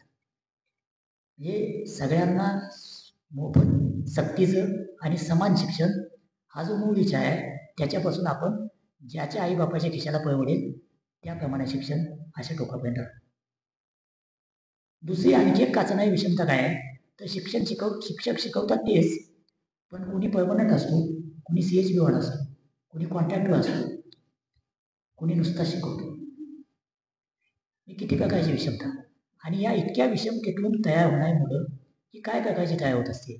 कुणाची तयार होतात म्हणजे काय होतं तर एका बाजूला अतिशय हुशार मुलं तयार होतात, अतिशय हुशार चलाक, ज्यांना जगण्याची सगळी कौशल्य आत्मसात झाली आहेत अशी मुलं तयार होतात. पण ही मुलं तयार करण्याची जी फॅक्टरी आहे ती त्यांना बंद बुद्धीची होती, म्हणजे त्यांची बुद्धी बंद झाली असते. त्यांची स्किल काय आहे तर कमवावं कसं आणि व्यवहारिक जगात वागावं कसं हे त्यांना कळालं नसतं.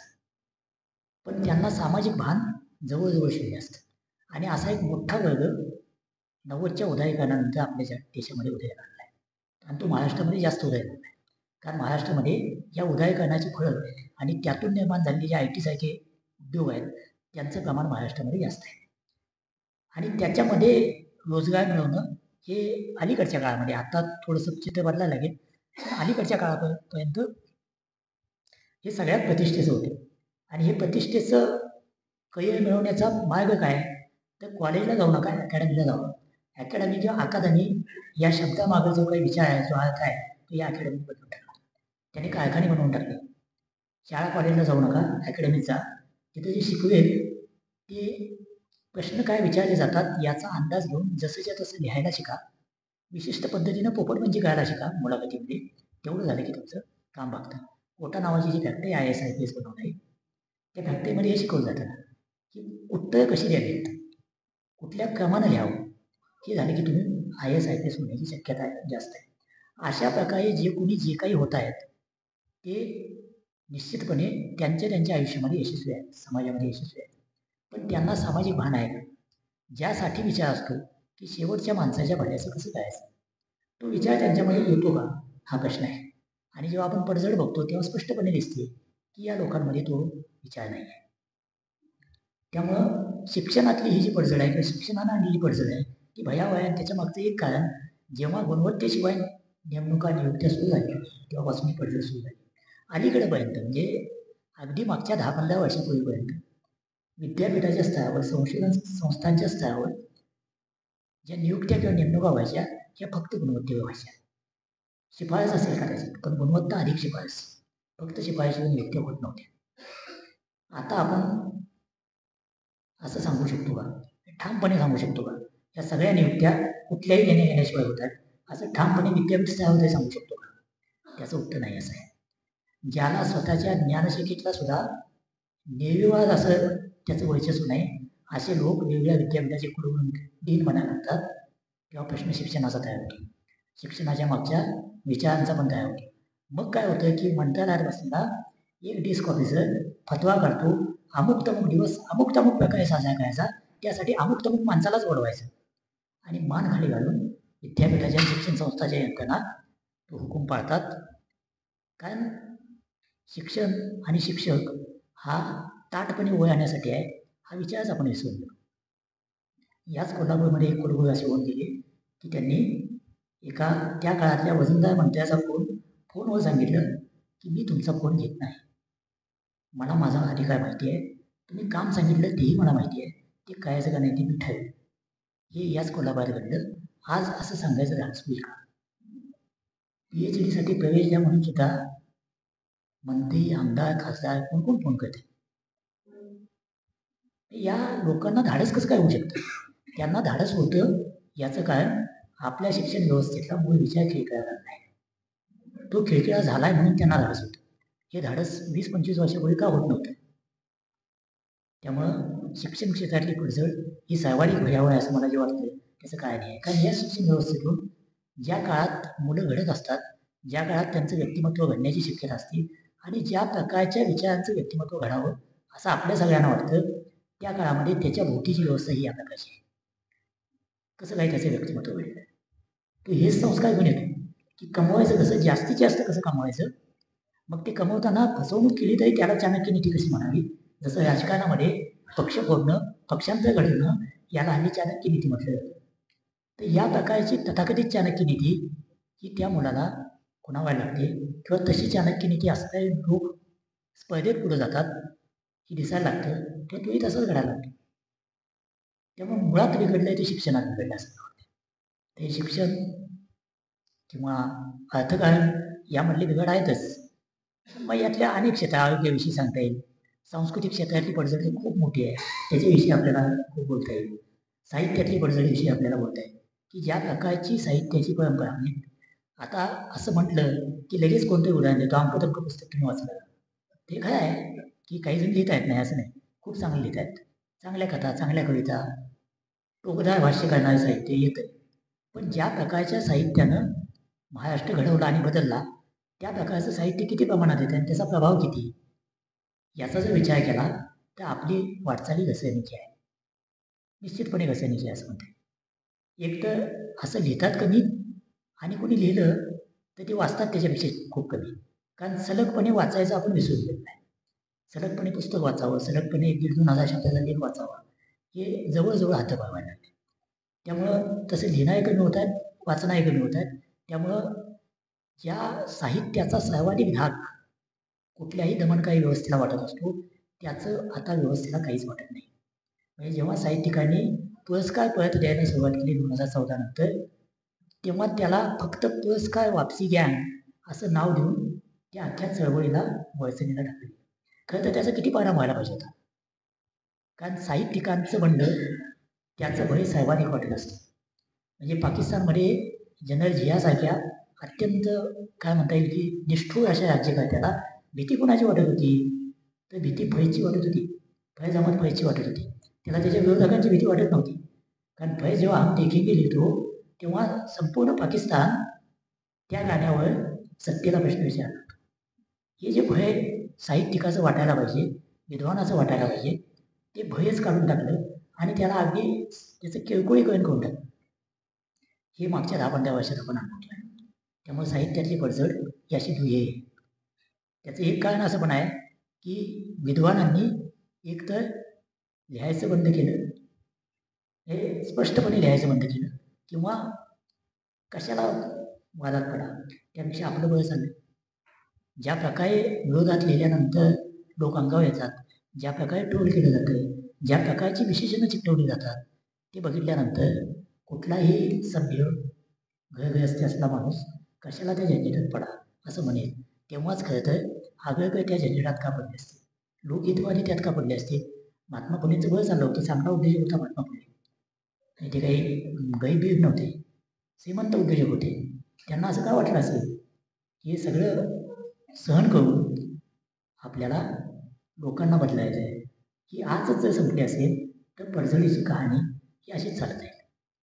त्यामुळं वेगवेगळ्या क्षेत्रातली पडझड आहे, त्याच्यापेक्षा माझ्या मते सगळ्यात महत्त्वाची जी पडझड आहे ती मूल्यांची पडझड आहे.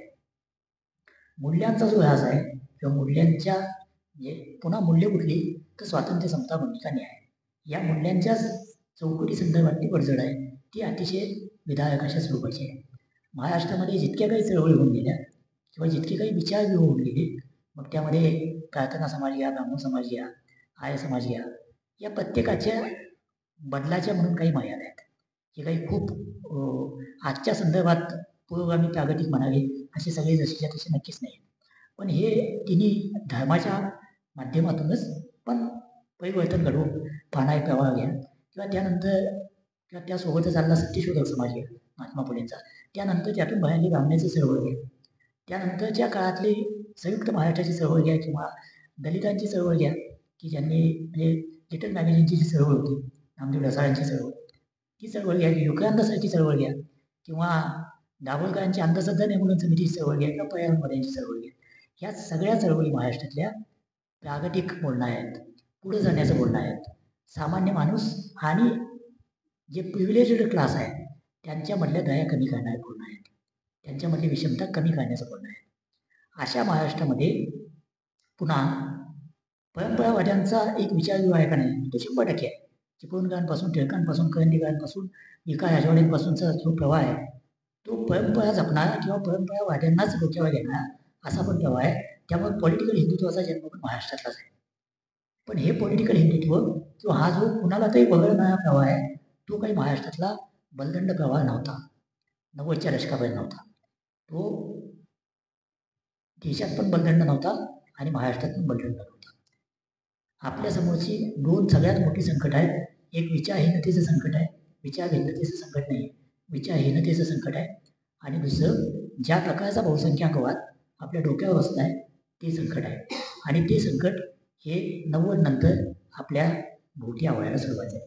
म्हणजे काय झालं तर 90 नंतर एक तर उदारीकरणानं समाजामध्ये मोठी उलथापालथ झाली आणि त्या उलथापालथीतून एक नवा मध्यमवर्ग जो तयार झाला तो प्रामुख्यानं गावातून शहरात गेला होता. त्याचा गावगाड्याशी संबंध तुटला होता. तो शहरातल्या जीवनाशी जोडून घ्यायचा प्रयत्न करत होता आणि तो प्रयत्न करत असताना त्याच काळात तुम्हाला आता जे कोणी बाबा बापू आहेत ते सगळे संप्रदाय त्या काळातले दिसतील. 90च्या आधी यातलं फारसं कोणी नव्हतं. या सगळ्या मंडळींनी या लोकांना कॅप्चर केलं आहे. त्यांच्या मनावर व्यवस्थित गावड बसवलेलं आहे की आपली संस्कृती महान होती, कारण ते गावगाड्यातून तुटले आहेत. त्यांना गावगाड्याची जी काय म्हणता येईल की सगळ्यांना एकत्रित घेऊन जाणारी कल्चर आहे, तिथं एकमेकाच्या मत्तीशिवाय गाव चालतच नाही. हे आत्ताही नावाच्या एका विद्वानानं गावगाडा नावाचं पुस्तक 100 वर्षापूर्वी लिहिलेलं आहे. त्याच्यामध्ये महाराष्ट्रातला पारंपरिक गावगाडा कसा चालतो याचं उत्तम वर्णन आहे. आणि ते वर्णन आपल्याला दाखवून देतं की त्या गावगाड्यामध्ये किती विषमता असली तर एकमेकावरचं अवलंबून असलेलं जगणं आहे. तर त्या जगण्यापासून तुटलेल्या लोकांना कसला तरी आधार पाहिजे होता, कारण ते श्रीमंत झाले आहेत. दोघं नवरा बायको कमवत आहेत, प्रचंड पैसा. हे चर्चा काय तर गाडीचं मॉडेल कुठलं घ्यावं, घर किती मोठं घ्यावं, हीच चर्चेच्या घरामध्ये असा एक मोठा वर्ग तयार झाला आहे. आणि त्या वर्गाचं सांस्कृतिक तुटलेपण, त्या वर्गाचं वैचारिक तुटलेपण, कारण त्यांना ही जी काही प्रबोधनाची परंपरा आहे पुढीलपासून सुरू झाली आणि ती मग आज साळुंखे शरद पाटलांपासून ती दाभोळकरांपर्यंतची, त्याचा त्या पिढीचा संबंध झाला नाही. आणि मग त्यांच्या मनात अतिशय सूक्ष्म पद्धतीनं आपण महान होतो, आपला इतिहासही महान होता, आपले पूर्वज महान होते आणि आपलं महानपण कोणीतरी बाहेरून आलं आणि त्यांना संपून टाकलं. आणि मग ते जे संपून टाकले त्यांचे जे कोणी आज वंशज आहेत त्यांच्यावर हा सगळा दोष टाकला पाहिजे आणि त्यांना प्रत्येक ठिकाणी विरोध केला पाहिजे. तुमच्या सगळ्या अधोगतीचं कारण हे त्या शासकांचे वंशज म्हणजे प्रामुख्यानं आजच्या संदर्भात मुस्लिम आहेत, अशा प्रकारचा विचारव्यूह या लोकांच्या डोक्यामध्ये पसायला सुरुवात झाली. त्याच वेळेला मंडल कमंडलचं राजकारण सुरू झालं होतं. त्याच वेळेला बाबरी मशिदीच्या विरोधातलं आंदोलन सुरू झालं होतं. आणि त्याच वेळेला आपली ओळख ही धर्माशी जोडलेली सांगायचं एक लाट सुरू झाली. त्याच्या आधी लोक धार्मिक ओळख सांगत नव्हते, फार क्वचित लोक धार्मिक ओळख सांगायचे.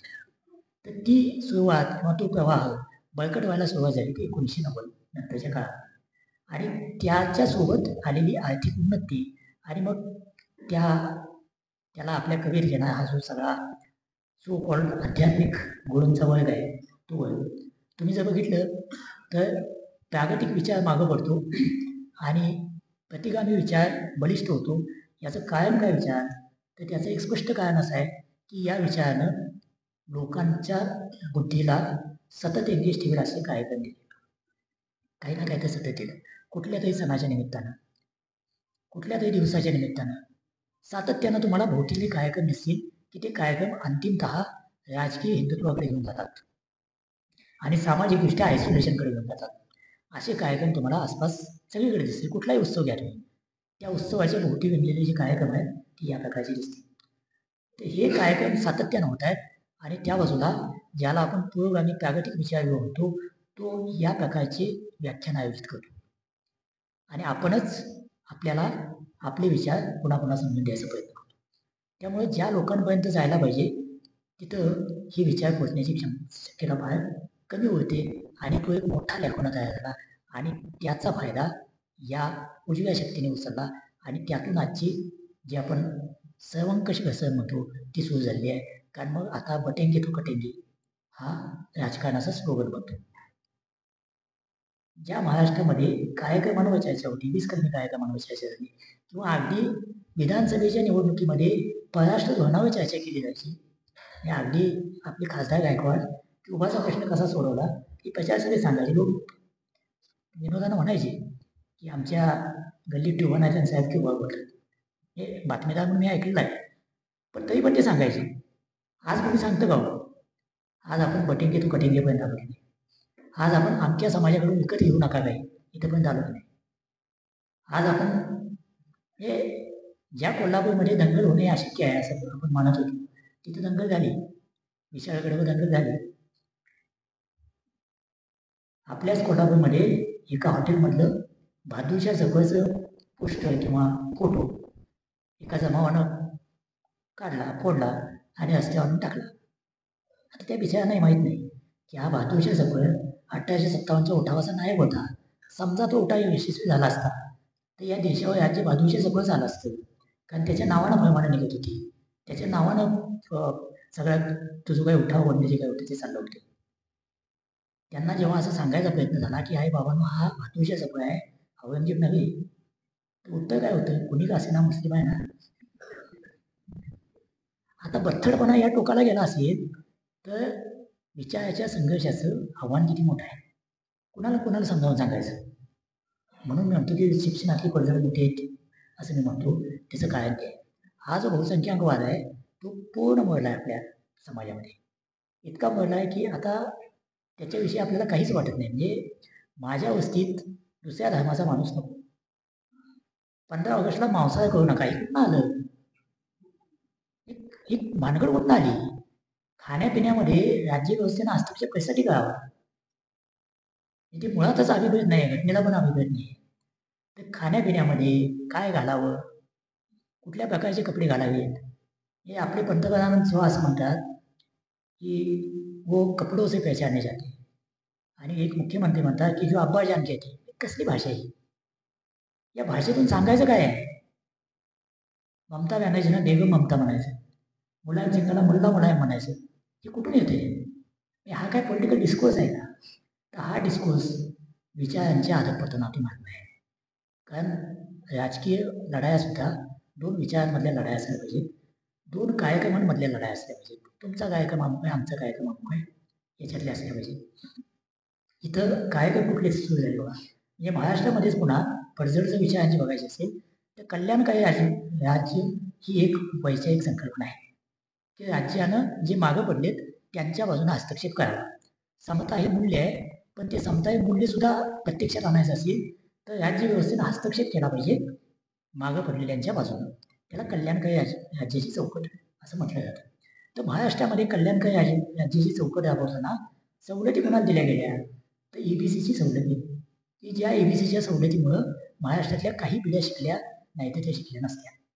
भले त्यावेळी त्याच्या बापाचं उत्पन्न मासिक 480 रुपयापेक्षा जास्त असेल, तेव्हा ती ही होती काय ती कॅप होती की 400 रुपये उत्पन्न असायला पाहिजे, 400च्या आत, आणि कोणी पण शिक्का मारून द्यायचं की अमक्याचं उत्पन्न 400च्या आत आहे. त्यामुळे अनेक मुलं शिकली. ही कल्याणकारी राज्याची कल्पना होती. रोजगार हमी योजना ही कल्याणकारी राज्याची कल्पना होती. तिथून आपण कुठं आलो तर लाडकी बहीण, ह्याच्यामध्ये काय प्रोडक्टिव्ह आहे, काय प्रोडक्टिव्ह आहे. हे एका हातानं मतं विकत घेण्याचा प्रकार नाही. तर ज्येष्ठ नागरिकांना तीर्थाटन, म्हणजे तुम्हाला भवानीला जायचं आहे, तुम्हाला अंबाबाईला जायचं आहे, कुणाला आणखी कुणाला शिर्डीला जायचं आहे, तर असं तीर्थाटन आम्ही सरकारी खर्चानं घडवू, ही कल्याणकारी आहे, म्हणजे कल्याणकारी योजना म्हणून पुढे आहे. तर आपण कुठून कुठं आलो, कल्याणकारी चौकटी मागचा विचार आणि याच्या मागचा विचार, म्हणजे आपल्या राज्याचं जो खर्च लाडक्या बहिणींना पैसे देण्या होतो त्यापेक्षा कमी खर्च राज्य सरकार शिक्षणावर करतं. पडझड याच्यापेक्षा वेगळी असते, ज्यातून आउटपुट काही नाही, ज्याच्यातून फक्त मतं मिळण्याची शक्यता आहे किंवा कुणाची तरी मतं नाकारली जाण्याची शक्यता आहे, त्याच्यावर जितका खर्च करतो तितका खर्च उद्याची पिढी घडवण्यासाठी आपण जर करत नसू आणि त्याच्यासाठी सरकारचे कान द्यावे असंही समाजाला वाटत नसेल तर पडझड स्पष्ट आहे ना. मी थांबवायची गोष्ट कशी असा पण प्रश्न पण अतिशय स्पष्ट आहे. तर ही पडझडीची अनेक लक्षणं, अनेक कारणं आपल्याला सांगता येतील. आत्ताचं जे सगळ्यात मोठं संकट आहे ते बहुसंख्याकवादाचं संकट आहे, आणि ते संकट निवारण करायचं असेल तर पुन्हा पुन्हा आपल्याला आपल्या मूळ आदर्शांकडे जावं लागेल. मूळ आदर्श म्हणजे ज्यांनी कुठल्याही प्रकारचा अन्यवैयक्तिक विचार नाकारला आणि सर्वसमावेशकतेचं बोलले त्यांच्याकडे पुन्हा जावं लागेल. आता ही झाली पडझडीची कहाणी. आपल्याला नवी घडण काय मांडायची, तर नवी घडण मांडणं हे खरंच कठीण काम आहे. का कठीण काम आहे, कारण नवा विचार आणणं हेच मुळात अवघड झालं आहे. नवा विचार येतो का, तर नवं काही त्या अर्थानं नवं काही घडतच नाही, म्हणजे नवा विचार या अर्थानं काही घडत नाही. आपण त्याच रिंगणामध्ये फिरतो आहोत. तरी पण एक 3-4 गोष्टी मला सुचत आहेत, त्यांनी आपल्याला नवी घडण काय असावी याचा एक मार्ग म्हणून आपल्यासमोर मांडायचा प्रयत्न करतो. एक तर आपल्या जे मागच्या 10-15 वर्षामध्ये नागरिकाचं भक्तात रूपांतर अतिशय सिस्टमॅटिकली झालेलं आहे. भक्त म्हणजे कोणाचाही असो, भक्त म्हणजे फक्त मोदींचाच असला पाहिजे असं नाही, तो राहुल गांधीचा पण असू शकतो, तो शरद पवारांचा पण असू शकतो, कोणाचाही भक्त असो. तर हा जो भक्त संप्रदाय वाढला आहे, नागरिकाचं भक्तात रूपांतर जे झालं आहे, ही प्रोसेस आपल्याला रिव्हर्स करावी लागेल. आपण मतदार 1 दिवसाचे आहोत, नागरिक बाकीचे 5 वर्ष आहोत. मतदार म्हणून आपण कुणालाही मतं द्यावं, आपल्याला आवडेल त्याला द्यावं, विचाराला द्यावं, नेत्याला द्यावं किंवा लाडकी बहीणला पैसे मिळाले म्हणून द्यावं, प्रश्न तुमचा आहे. पण मतदान झाल्यानंतर दुसऱ्या दिवशीपासून नागरिक म्हणून आपण राज्य करणाऱ्यांना आणि विरोध करणाऱ्यांना प्रश्न विचारतो का? तर मागच्या 10-15 वर्षापूर्वी असं झाले की मी जर एका पक्षाला मतदान दिलं असेल तर त्यानंतर दुसऱ्या दिवसापासून तो पक्ष जी काही भूमिका घेईल त्या भूमिकेचं त्या पक्षाच्या पक्षात जास्त समर्थन करण्याची जबाबदारी उगाचच मी घेतो, कारण नसताना काहीच कारण नसते. म्हणजे मत चोरी झाली का, तो जो काँग्रेस असेल तो डोळे झाकून म्हणेल 100% झाली, त्याशिवाय भाजप निवडून येणंच शक्य नाही. जो भाजपवाला असेल तो म्हणून मूर्खपणा आहे, राहुल गांधीच बालिश आहे, मत चोरी कशी काय होऊ शकते. तो क्षणभर सुद्धा विचार करत नाही की मत चोरीसाठी आधार काय, कशाच्या आधार हा माणूस बोलतोय, असं क्षणभर सुद्धा विचार करत नाही. हा बत्थडपणा येणं म्हणजे भक्त होणं. तर नागरिक होणं म्हणजे काय, तर मी मत कुणाला पण दिलं असेल, मत चोरी झाली असं जर राहुल गांधी म्हणत असतील तर मी 100 प्रश्न विचारले पाहिजे की मत चोरी झाली म्हणजे नेमकं काय झालं. तसेच प्रश्न मी भाजपला आणि निवडणूक आयोगाला पण विचारायला पाहिजे की मत चोरीचे आरोप या पुराव्यांच्या आधारे केले जात आहेत, त्याच्यावर तुमचं म्हणणं काय आहे. तर असे कसलेच प्रश्न आपल्याला पडत नाहीत तेव्हा आपण नागरिकांतून भक्ताच्या भूमिकेत गेलो असतो. तर हे नागरिकांच्या भूमिकेत येणं हे मला वाटते की सगळ्या प्रकारच्या पडझडीला रोखण्याची सुरुवात म्हणून आपण करायला पाहिजे. दुसरा त्याचाच भाग जो आहे की जे आपल्याला पटतं ते आणि जे आपल्याला पटत नाही ते त्याच्या विरोधात स्पष्टपणे बोलायची करावी. त्याचे कॉन्सिक्वेन्सेस आहेत, त्याचे परिणाम आहेत. परिणाम आहेत म्हणून फुले बोलले नसते तर, परिणाम आहेत म्हणून आगळे बोलले नसते तर, म्हणून आपल्यातल्या काहींना तरी स्पष्टपणे बोलावं लागेल, परिणामाची पर्वा न बाळगता. तसं न करणं म्हणजे मग आताच्या जो काही विचार बळकट झालेला विचार आहे त्याला त्याच्यासमोर तुम्ही मान दुखवणार असा त्याचा अर्थ आहे, आणि मग ते जे काही चाललंय ते मान्य करणं पण आहे. असं केल्यामुळं लगेच आत्ताचा डॉमिनंट विचार मागं पडेल का, तर तो पडणार नाही, कारण त्यांनी त्याच्यासाठी 100 वर्ष काम केलेलं आहे आणि 30 वर्ष अतिशय मेहनतीनं त्याच्यावर गल्लीबोळात काम केलेलं आहे, तेव्हा हे पीक तयार लागलं आहे. त्यामुळं एक नेता जाऊन दुसरा नेता आला, एक पक्ष जाऊन दुसरा पक्ष आला म्हणून आपल्या देशातले सगळे प्रश्न सुटतील, आपल्या देशात काहीतरी वैचारिक क्रांती घडेल अशा भ्रमात मी नाही, तुम्ही पण राहू नये. कारण हे रुजले ते खूप खोडवर रुजले, हे जे काही द्वेषाचं प्रकरण रुजलेलं आहे ते खूप खोडवर रुजलेलं आहे. त्यामुळे ते उचकटून टाकायचं असेल तर त्याच्यावर सर्वसमावेशकतेचं तितकंच काय म्हणतात ते सक्षम असं काय कीटनाशक फवारावं लागेल, कारण हे तण आहे ते ते संपवायचं असेल तर कीटनाशकच फवारावं लागेल. तर त्याचा विचार तितकाच समृद्ध असायला पाहिजे. याशिवाय एक अस्सल महाराष्ट्री किंवा मराठी म्हणता येईल असा एक विचार आहे ज्याला महाराष्ट्र धर्म असं म्हटलं जातं. तर या महाराष्ट्र धर्मातून कदाचित आपल्याला नव्या काळात सुद्धा नवी मांडणी करण्यासाठी काहीतरी मिळण्याची शक्यता आहे. की महाराष्ट्र धर्म नावाचं प्रकरण प्रत्येकजण आपापल्या सोयीनुसार पिळून मोडून तोडून जसं आपल्याला पाहिजे तसं वापरतं, की त्याच्यामध्ये फट आहे. पण त्याचा सगळ्याचा लसावी काढला तर महाराष्ट्र धर्म हा सगळ्यांविषयी बोलणार आहे, सगळ्यांना सामावून घेणार आहे, तो सहिष्णू आहे. म्हणजे काय, तर महाराष्ट्र धर्माचे प्रामुख्याने 3 आधार आहेत की ज्याच्यातून आजचा महाराष्ट्र घडला असं म्हणता येईल. एक आधार आहे तो संतांनी केलेली कामगिरी आहे. जे न्यायमूर्ती रानडे जे म्हणतात की संतांनी शिवाजी महाराजांचं स्वराज्य तयार होण्यासाठीची भूमी नांगरून ठेवली, म्हणजे लोकांना किमान जागे केले. त्यांनी काय शस्त्र हातात घ्या म्हणून सांगितलं, पण जी राजकीय क्रांती शिवाजी महाराजांनी घडवली त्याच्यासाठीची मानसिक तयारी करण्याची किंवा भूमी नांगरण्याचं काम संतांनी केलं असं रानडेंचा विचार बहुतेकांनी मान्य केला आहे. त्याचा प्रतिवाद पण झाला त्या काळात, पण आता बहुतेकांनी तो मान्य केला आहे की हा एक महाराष्ट्र धर्माचा आधार आहे. संत साहित्य त्यातली समानता समता हा महाराष्ट्र धर्माचा आधार आहे. दुसरा आधार आहे तो महाराष्ट्राची किंवा एकूणच मराठी समूहाची राजकीय आकांक्षा, जी सातवाहनांच्या काळापासून शिवाजी महाराजांच्या स्वराज्यापासून ते संयुक्त महाराष्ट्र झाला पाहिजे या भूमिकेपर्यंत ती एक सलगपणे आपल्याला दाखवता येते की मराठी माणसामध्ये आम्ही राज्यकर्ते आहोत, आम्हाला राज्य करता येते. राज्य करता येते म्हणजे राज्य करणं म्हणजे केवळ लढाया जिंकणं नव्हे, केवळ भूमी जिंकणं नव्हे, राज्याची व्यवस्था लावणं, त्याच्यामध्ये न्यायव्यवस्था आली, त्याच्यामध्ये प्रशासनाची व्यवस्था आली, त्याच्यामध्ये अर्थव्यवस्था आली. हे सगळं करू शकणारे आम्ही लोक आहोत ही भावना महाराष्ट्रामध्ये किमान 1000 वर्षे आहे. त्याचा पैपोष शिवाजी महाराजांच्या काळात आहे. त्यामुळं तो एक महाराष्ट्र धर्माचा आधार आहे.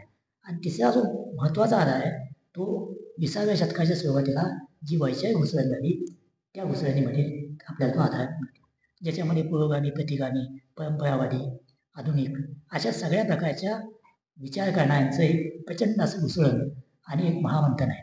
त्याच्यामधून हलाल पण बाहेर पडलं, त्याच्यामधून अमृत पण बाहेर पडलं. या प्रबोधनाच्या काळामध्ये पुन्हा प्रामुख्यानं महाराष्ट्र धर्म मांडणारे 3 प्रवाह आहेत. एक प्रवाह आहे तो विका राजवाड्यांचा. महाराष्ट्र धर्म पहिल्यांदा महिकावतीच्या बकरीत हा शब्द आला काही 100 वर्षापूर्वी.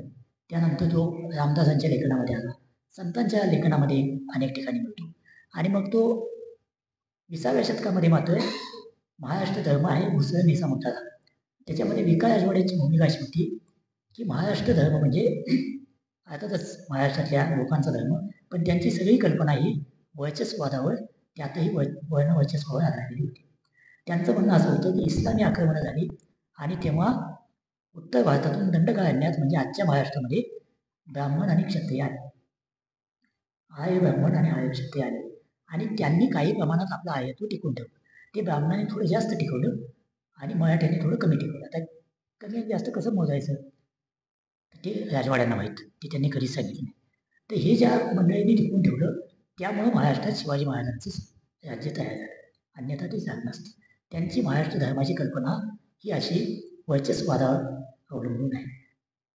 मग ते हिंदू पदपातशाहीपासून सुरुवात करतात, मग ब्राह्मण पदपातशाहीकडे येतात आणि शेवटी भटकुंड पातशाहीपर्यंत येतात. तर ही विका राजवाड्यांची मांडणी आहे. ती आताचं अन्य वर्जक आहे. ती त्या काळातल्या वर्णवर्चस्वाद्यांना भावना होती. म्हणजे त्यांनी सगळ्याचं धोरणत्व हे ब्राह्मणांकडे घेतलं आहे, त्यातही चित्पावनांकडे घेतलं आहे. त्यामुळे मग चित्पावन आणि अन्य ब्राह्मण असा पण संघर्ष महाराष्ट्रात बघितला. प्रबोधनकार ठाकरे यांनी तर त्याच्यावर पुस्तकच लिहिले की हा संघर्ष कसा झाला, म्हणजे CKP आणि ब्राह्मण यांच्यातल्या संघर्षावर त्यांनी पुस्तकच लिहिलं आहे. म्हणजे प्रबोधनकारांच्या सगळ्या वैचारिक घटनेची सुरुवात कदाचित या संघर्षातच आहे. तर हे विका राजवाड्यांचा विचार जो आहे. दुसरा जो आहे तो त्याच्यावरचा अँटिथिसिस म्हणता येईल असा आहे, तो महात्मा फुलेंचा. ते हे सगळं आउटसाईड नाकारतात. ते म्हणतात की वर्णवर्चस्वाद हाच मूर्खपणा आहे आणि या देशातल्या किंवा महाराष्ट्रात जे काही महाराष्ट्र धर्म म्हणून उदयाला आलं किंवा मराठ्यांचं राज्य म्हणून उदयाला आलं ते काही कुठल्या जातीचं किंवा कुठल्या एका वर्णाचं कर्तृत्व नाही आहे. ते इथल्या सगळ्यांचं मिळून त्यामध्ये स्त्री, शूद्र, दास अशा सगळ्यांचं कर्तृत्व आहे. त्यामुळं फुलेंच्या लिखाणात सगळीकडं स्त्री, शूद्र, दास असा उल्लेख येतो आणि तो मग पुढं आपल्याला शरद पाटलांच्या लिखाणापर्यंत सापडतो, अनेकांच्या लिखाणामध्ये आहे. तर त्यांची जी कल्पना आहे ती राजवाड्यांची कल्पना मुळातच नाकारून समतेवर आधारलेली, सर्वसमावेशकतेवर आधारलेल्या महाराष्ट्र धर्माची मांडणी करते आणि ती तोडफोड करायची भाषा करते. म्हणजे जी मूळ रचना आहे त्याची मोडतोड करण्याची भाषा. त्यामध्ये तुम्हाला जवळकर दिसते, त्यामध्ये मुकुंदराव पाटील दिसते, त्यामध्ये श्रीपतराव शिंदे दिसते, विजय महाराज किंवा संपूर्ण ब्राह्मणाचे सर्व त्या साधारण ती लाईन मांडण्याची जी पुढ्यांपासून सुरू झालेली लाईन आहे. आणि याच्याशिवायचा जो प्रवाह आहे तो दोन्हीचं संमेलन करणारा प्रवाह आहे, जो प्रामुख्यानं राजाराम शास्त्री भागवतांनी मांडला, विठ्ठलरामजी शिंदेनी मांडला. या दोन्ही विद्वानांनी काय मांडणी केली तर महाराष्ट्रातलं जे काही महाराष्ट्र धर्म नावाचं जे प्रकरण आहे किंवा महाराष्ट्रीय लोकांचं जे कर्तृत्व आहे ते इथल्याच लोकांचं आहे. राजाराम शास्त्री भागवतांनी सिद्ध केलं की महाराष्ट्रातले मराठी लोक, मराठी ब्राह्मण सगळेच वेगवेगळ्या सगळ्या जातीचे लोक हे इथलेच आहेत, ते कुठून तिकडून आले नाहीत, म्हणजे उत्तरेतून आले नाहीत. जे मराठ्यांमध्ये एक गंड असतो की आपण राजस्थानातून आलो, आपण उत्तर भारतातून आलो. राजाराम शास्त्रींनी व्युत्पत्तीशास्त्राच्या आधारे हे सिद्ध करून दाखवलेलं आहे की मराठी इथलेच आहेत, ब्राह्मण पण इथलेच आहेत आणि इथल्याच लोकांचं कर्तृत्व म्हणजे महाराष्ट्राची उभारणी आहे आणि महाराष्ट्र धर्म आहे. त्यांनी तो सगळा व्यूहच उलटा ठेवला आहे की महाराष्ट्रातल्या लोकांनी हे घडवलं आणि मग ते प्राय उत्तर भारताकडे गेलं. त्यातून पुन्हा काही लोक आले असते, पण ही मुळातले महाराष्ट्रीयन आहे. असा ज्याला काय म्हणता येईल सिंथेसिस, की ते महात्मा फुलेंसारखी तोडमोड करायला जात नाहीत. ते आपल्या परंपरेतलं जे उपयुक्त आहे ते घ्यावं आणि त्याचा प्रागतिक अर्थ लावावा, अशा प्रकारचे व्हिडिओ मांडतात. हाच पुन्हा लक्ष्मण शास्त्री जोशींनी पुन्हा पुढच्या काळामध्ये अतिशय ठोसपणे केला आहे, की धर्माच्याच आधारे धर्मातल्या ज्या जाचक काचणाऱ्या रूढी प्रथा परंपरा आहेत त्याच्यावर तोड काढता येते, हे लक्ष्मण शास्त्रींनी पण पुढे दाखवून दिलं आहे. तर हा जो प्रवाह आहे ज्याला सिंथेसिस म्हणू आपण, किंवा दोन प्रवाहाचं संमिलन करणारा हा महाराष्ट्र धर्माचा प्रवाह म्हणून मानता येईल. तर हा प्रवाह सगळ्या जातींच्या कर्तृत्वाला मान देतो. तो प्रवाह महाराष्ट्रात असलेल्या आणि महाराष्ट्रातून बाहेरून येणाऱ्या सगळ्यांना सामावून घेण्याचा करतो.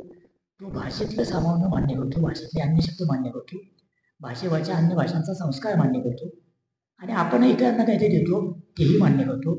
त्यामुळं सर्वसमावेशकता आणि सहिष्णुता असला हा महाराष्ट्र धर्म, त्याच्या उजेडात आपल्याला नव्यानं काही वैचारिक मान्य करता आली तर ती कदाचित जो बहुसंख्याक वाद आपल्याला आता त्रासतोय, तर ज्या प्रकारची पडझड आपल्याला त्रास देते त्या पडझडीवर काही प्रमाणात नवी मांडणी करता येणं शक्य आहे. तर हा माझ्या मते राजन शास्त्री भागवत, विठ्ठलरामजी शिंदे तिथंपासूनची जी परंपरा आहे ती परंपरा आणि त्याच्या जोडीला फुलेंची परंपरा, या फुले शाहू आंबेडकरांची परंपरा म्हणून, तर या प्रकाशामध्ये कदाचित आपल्याला या वैचारिक पडझडीवर काही मात करता येणं शक्य आहे. यानंतरचा एक अतिशय अवघड असा भाग आहे, तो सांगतो मी थांबतो. तो भाग आहे तो कुठलंही नवं काही घडवायचं असेल तर आपण जसं पूर्वासाईंच्या विचाराकडे गेलो, म्हणजे पुन्हा विचार म्हटले तर साम्यवादी आहेत, न्यायवादी आहेत, समाजवादी आहेत, धर्मनिरपेक्षतावादी आहेत, विरोधी, किंवा विचारवंतांच्या अंगानं मार्क्स हेगेलपासून किंवा प्लेटो अरिस्टॉटलपासून ते भारतीय विचारवंतांपर्यंत अनेक नावं आपल्याला घेता येतील. तर यातल्या कुणाचाही एकाचा विचार किंवा कुठलाही एक विचार घेऊन नव्या काळातल्या आव्हानांना आपल्याला सामोरं जाता येईल ही शक्यता नाही. पहिल्यांदा आपण डोक्यातनं काढून टाकायला पाहिजे की माणसं किती मोठी असली, म्हणजे महात्मा गांधी मोठी होती का, तर निश्चितच मोठी होती. इतका मोठा माणूस पृथ्वीतलावर कदाचित झाला नाही. पण सगळा गांधीवाद जसाच्या तसा घेऊन मी आधुनिक वाटचाल करतो असं जर म्हणायला लागला अशक्य आहे.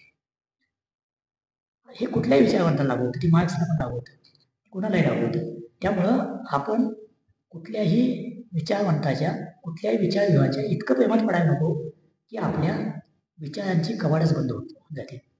कारण बुद्धिबंद होणं हे सगळ्यात धोकादायक आहे आणि ते सगळ्या दमनकारी लोकांना ते हवं असतं.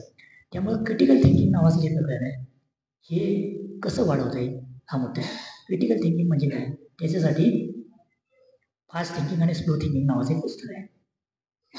त्याच्यामध्ये तो लेखक असं म्हणतो की फास्ट थिंकिंग म्हणजे काय, मी बोलत असताना तुमच्या मनात काय तर काय होतं ते माझ्या बाजूचं असते किंवा माझ्या विरोधातलं असतं, ते तुम्ही इमिजिएट व्यक्त करता, हे फास्ट थिंकिंगमध्ये होतं. आणि जेव्हा आपण एखादी गोष्ट वाचतो, ऐकतो, त्याच्यावर शांतपणे विचार करतो, स्लो डाऊन होतो. असं स्लो डाऊन झाल्यानंतर मनामध्ये काही नवीन निर्माण होतं, त्यातून नव्या ज्ञानाची निर्मिती होण्याची शक्यता असते, नव्या विचाराची निर्मिती होण्याची शक्यता असते. ही प्रक्रिया अलीकडच्या काळामध्ये खूप मंदावते आणि ते मंदावण्याचं कारण आहे तंत्रज्ञानात झालेली प्रगती. तंत्रज्ञानातली प्रगती म्हणजे काय, तर आपल्या हातातल्या मोबाईलमध्ये आपण ज्या प्रकारचा व्हिडिओ बघतो त्याच प्रकारचे व्हिडिओ आपल्याला खाली दिसायला लागतात. आपण ज्या प्रकारची पोस्ट ट्विटरवर बघतो त्याच प्रकारचं ट्विटर फीड आपल्याला दिसायला लागते. त्याची रचनाच तशी आहे. या तंत्रज्ञानाची रचनाच अल्गोरिदम अशा प्रकारे तयार झाली आहे की त्याच्यामध्ये तुम्ही ज्या प्रकारे, मग त्यातून कन्सेंट मॅन्युफॅक्चरिंग नावाची एक कन्सेप्ट आहे विचारांच्या जगामध्ये, की त्याच्यामध्ये तुमची सहमती ही मॅन्युफॅक्चर केली जाते, म्हणजे ती तयार केली जाते. तुम्हाला हवा असो किंवा नसो त्याच प्रकारचे मेसेजिंग सतत करून तुमची बुद्धी अशा प्रकारे तयार केली जाते की तुम्ही त्याच विचारविभागाचं ऐकायला लागता आणि तसंच बोलायला लागता, तसंच वागायला लागता. आणि हे अलीकडच्या काळामध्ये खूप गतीनं घडायला लागले आणि हे जगातल्या सगळ्या सायकोलॉजीसाठी एक मोठं चॅलेंज आहे. याच्यावर खूप मोठी चर्चा सध्या चालू आहे की याच्यापासून बाजूला कसं व्हायचं. याचं कारण काय, तर अल्गोरिदम तुम्ही आधी काय बघितलं, तुम्ही आधी काय वाचलं, तुम्ही आधी काय ऐकलं, तुम्ही खरेदी कशाची केली, या सगळ्याचा आढावा घेऊन त्याच प्रकारचं मटेरियल तुमच्यासमोर टाकतो आणि मग तेच तुम्ही बघत राहता. त्याच्यापेक्षा वेगळं काही तुमच्यासमोर येतच नाही. त्यामुळे क्रिटिकल थिंकिंग होऊ शकत नाही. तर क्रिटिकल थिंकिंगसाठी वेगवेगळे एकमेकाला काटणारे विचार समजून घेणं आणि मग त्याच्यावर विचार करून काही बोलणं हे आवश्यक असतं. तर या कन्सेंट मॅन्युफॅक्चरिंगपासून लांब जायचं आणि क्रिटिकल थिंकिंगकडे यायचं, ही एक खूप मोठी गरज आहे आणि त्याच्यासाठी आपली विचार प्रक्रिया स्लो डाऊन करणं, शांतपणे वाचणं अलीकडच्या काळामध्ये जवळजवळ आपण बंद केलेलं आहे. कुणीही सलगपणे 2000 शब्दाचा लेख मध्ये मोबाईलकडे न बघता वाचत नाही. शेवटचा कधी वाचला आठवा. कुणीही एक पुस्तक सुरुवातीपासून शेवटपर्यंत मध्ये दुसऱ्या कुठल्याही स्क्रीनकडे न बघता वाचला असेल, कधी वाचला आठवा शेवटचं. ते होत नाही आहे. आणि ते जर होत नाही तर क्रिटिकल थिंकिंग होत नाही. आणि क्रिटिकल थिंकिंग होऊच नये याच्यामध्ये तमाम कुरघोड्या भांडवलशाहीचे हितसंबंध आहेत. त्याच्यामध्ये तमाम शस्त्रास्त्र उत्पादन करणाऱ्या कंपन्यांचे हितसंबंध आहेत. त्याच्यामध्ये सगळ्यात जगातल्या ज्यांना आपण सो कॉल्ड कणखर नेते म्हणतो त्या कणखर नेत्यांचे हितसंबंध आहेत. त्याच्यामध्ये जगातल्या सगळ्या बहुसंख्याकवाद्यांचे मेजॉरिटी नेत्यांचे हितसंबंध म्हटले आहेत. त्याच्यामध्ये जगातल्या सगळ्या अतिडाव्या आणि अतिउजव्या विचारगृहांचे हितसंबंध म्हटले आहेत. त्यामुळे त्याच्यापासून बाजूला जायचं असेल तर आपल्याला आपल्या विचारांना शिस्त लावता येईल का हे बघायला पाहिजे. शेवटी विचारच माणूस घडवतो आणि रेने डेकार्त नावाच्या एका विद्वान तत्वज्ञानातलं महावाक्य, I think therefore I am. मी काय आहे तर मी विचार करतो म्हणून मी आहे. मी विचार कसा करावा याच्यावर जर कोणी नियंत्रण ठेवत असेल तर माझ्यातलं माणूसपण कमी होत जातं. त्यामुळे आपल्यातलं माणूसपण आणि शेवटी माणसाचा विकास म्हणजे काय तर माणसातलं माणूसपण वाढत जाणं हाच माणसातला विकास आहे. ते माणूसपण कमी होण्याच्या ऐवजी वाढवत नेणं, त्यासाठी विचार करणं हेच पडझडीवर थांबण्याचं किंवा नवा घटनेकडे जायचा मार्ग असं मला वाटतं. पुन्हा एकदा मला इथं बोलवलं त्याबद्दल मनापासून धन्यवाद देतो. थँक्यू.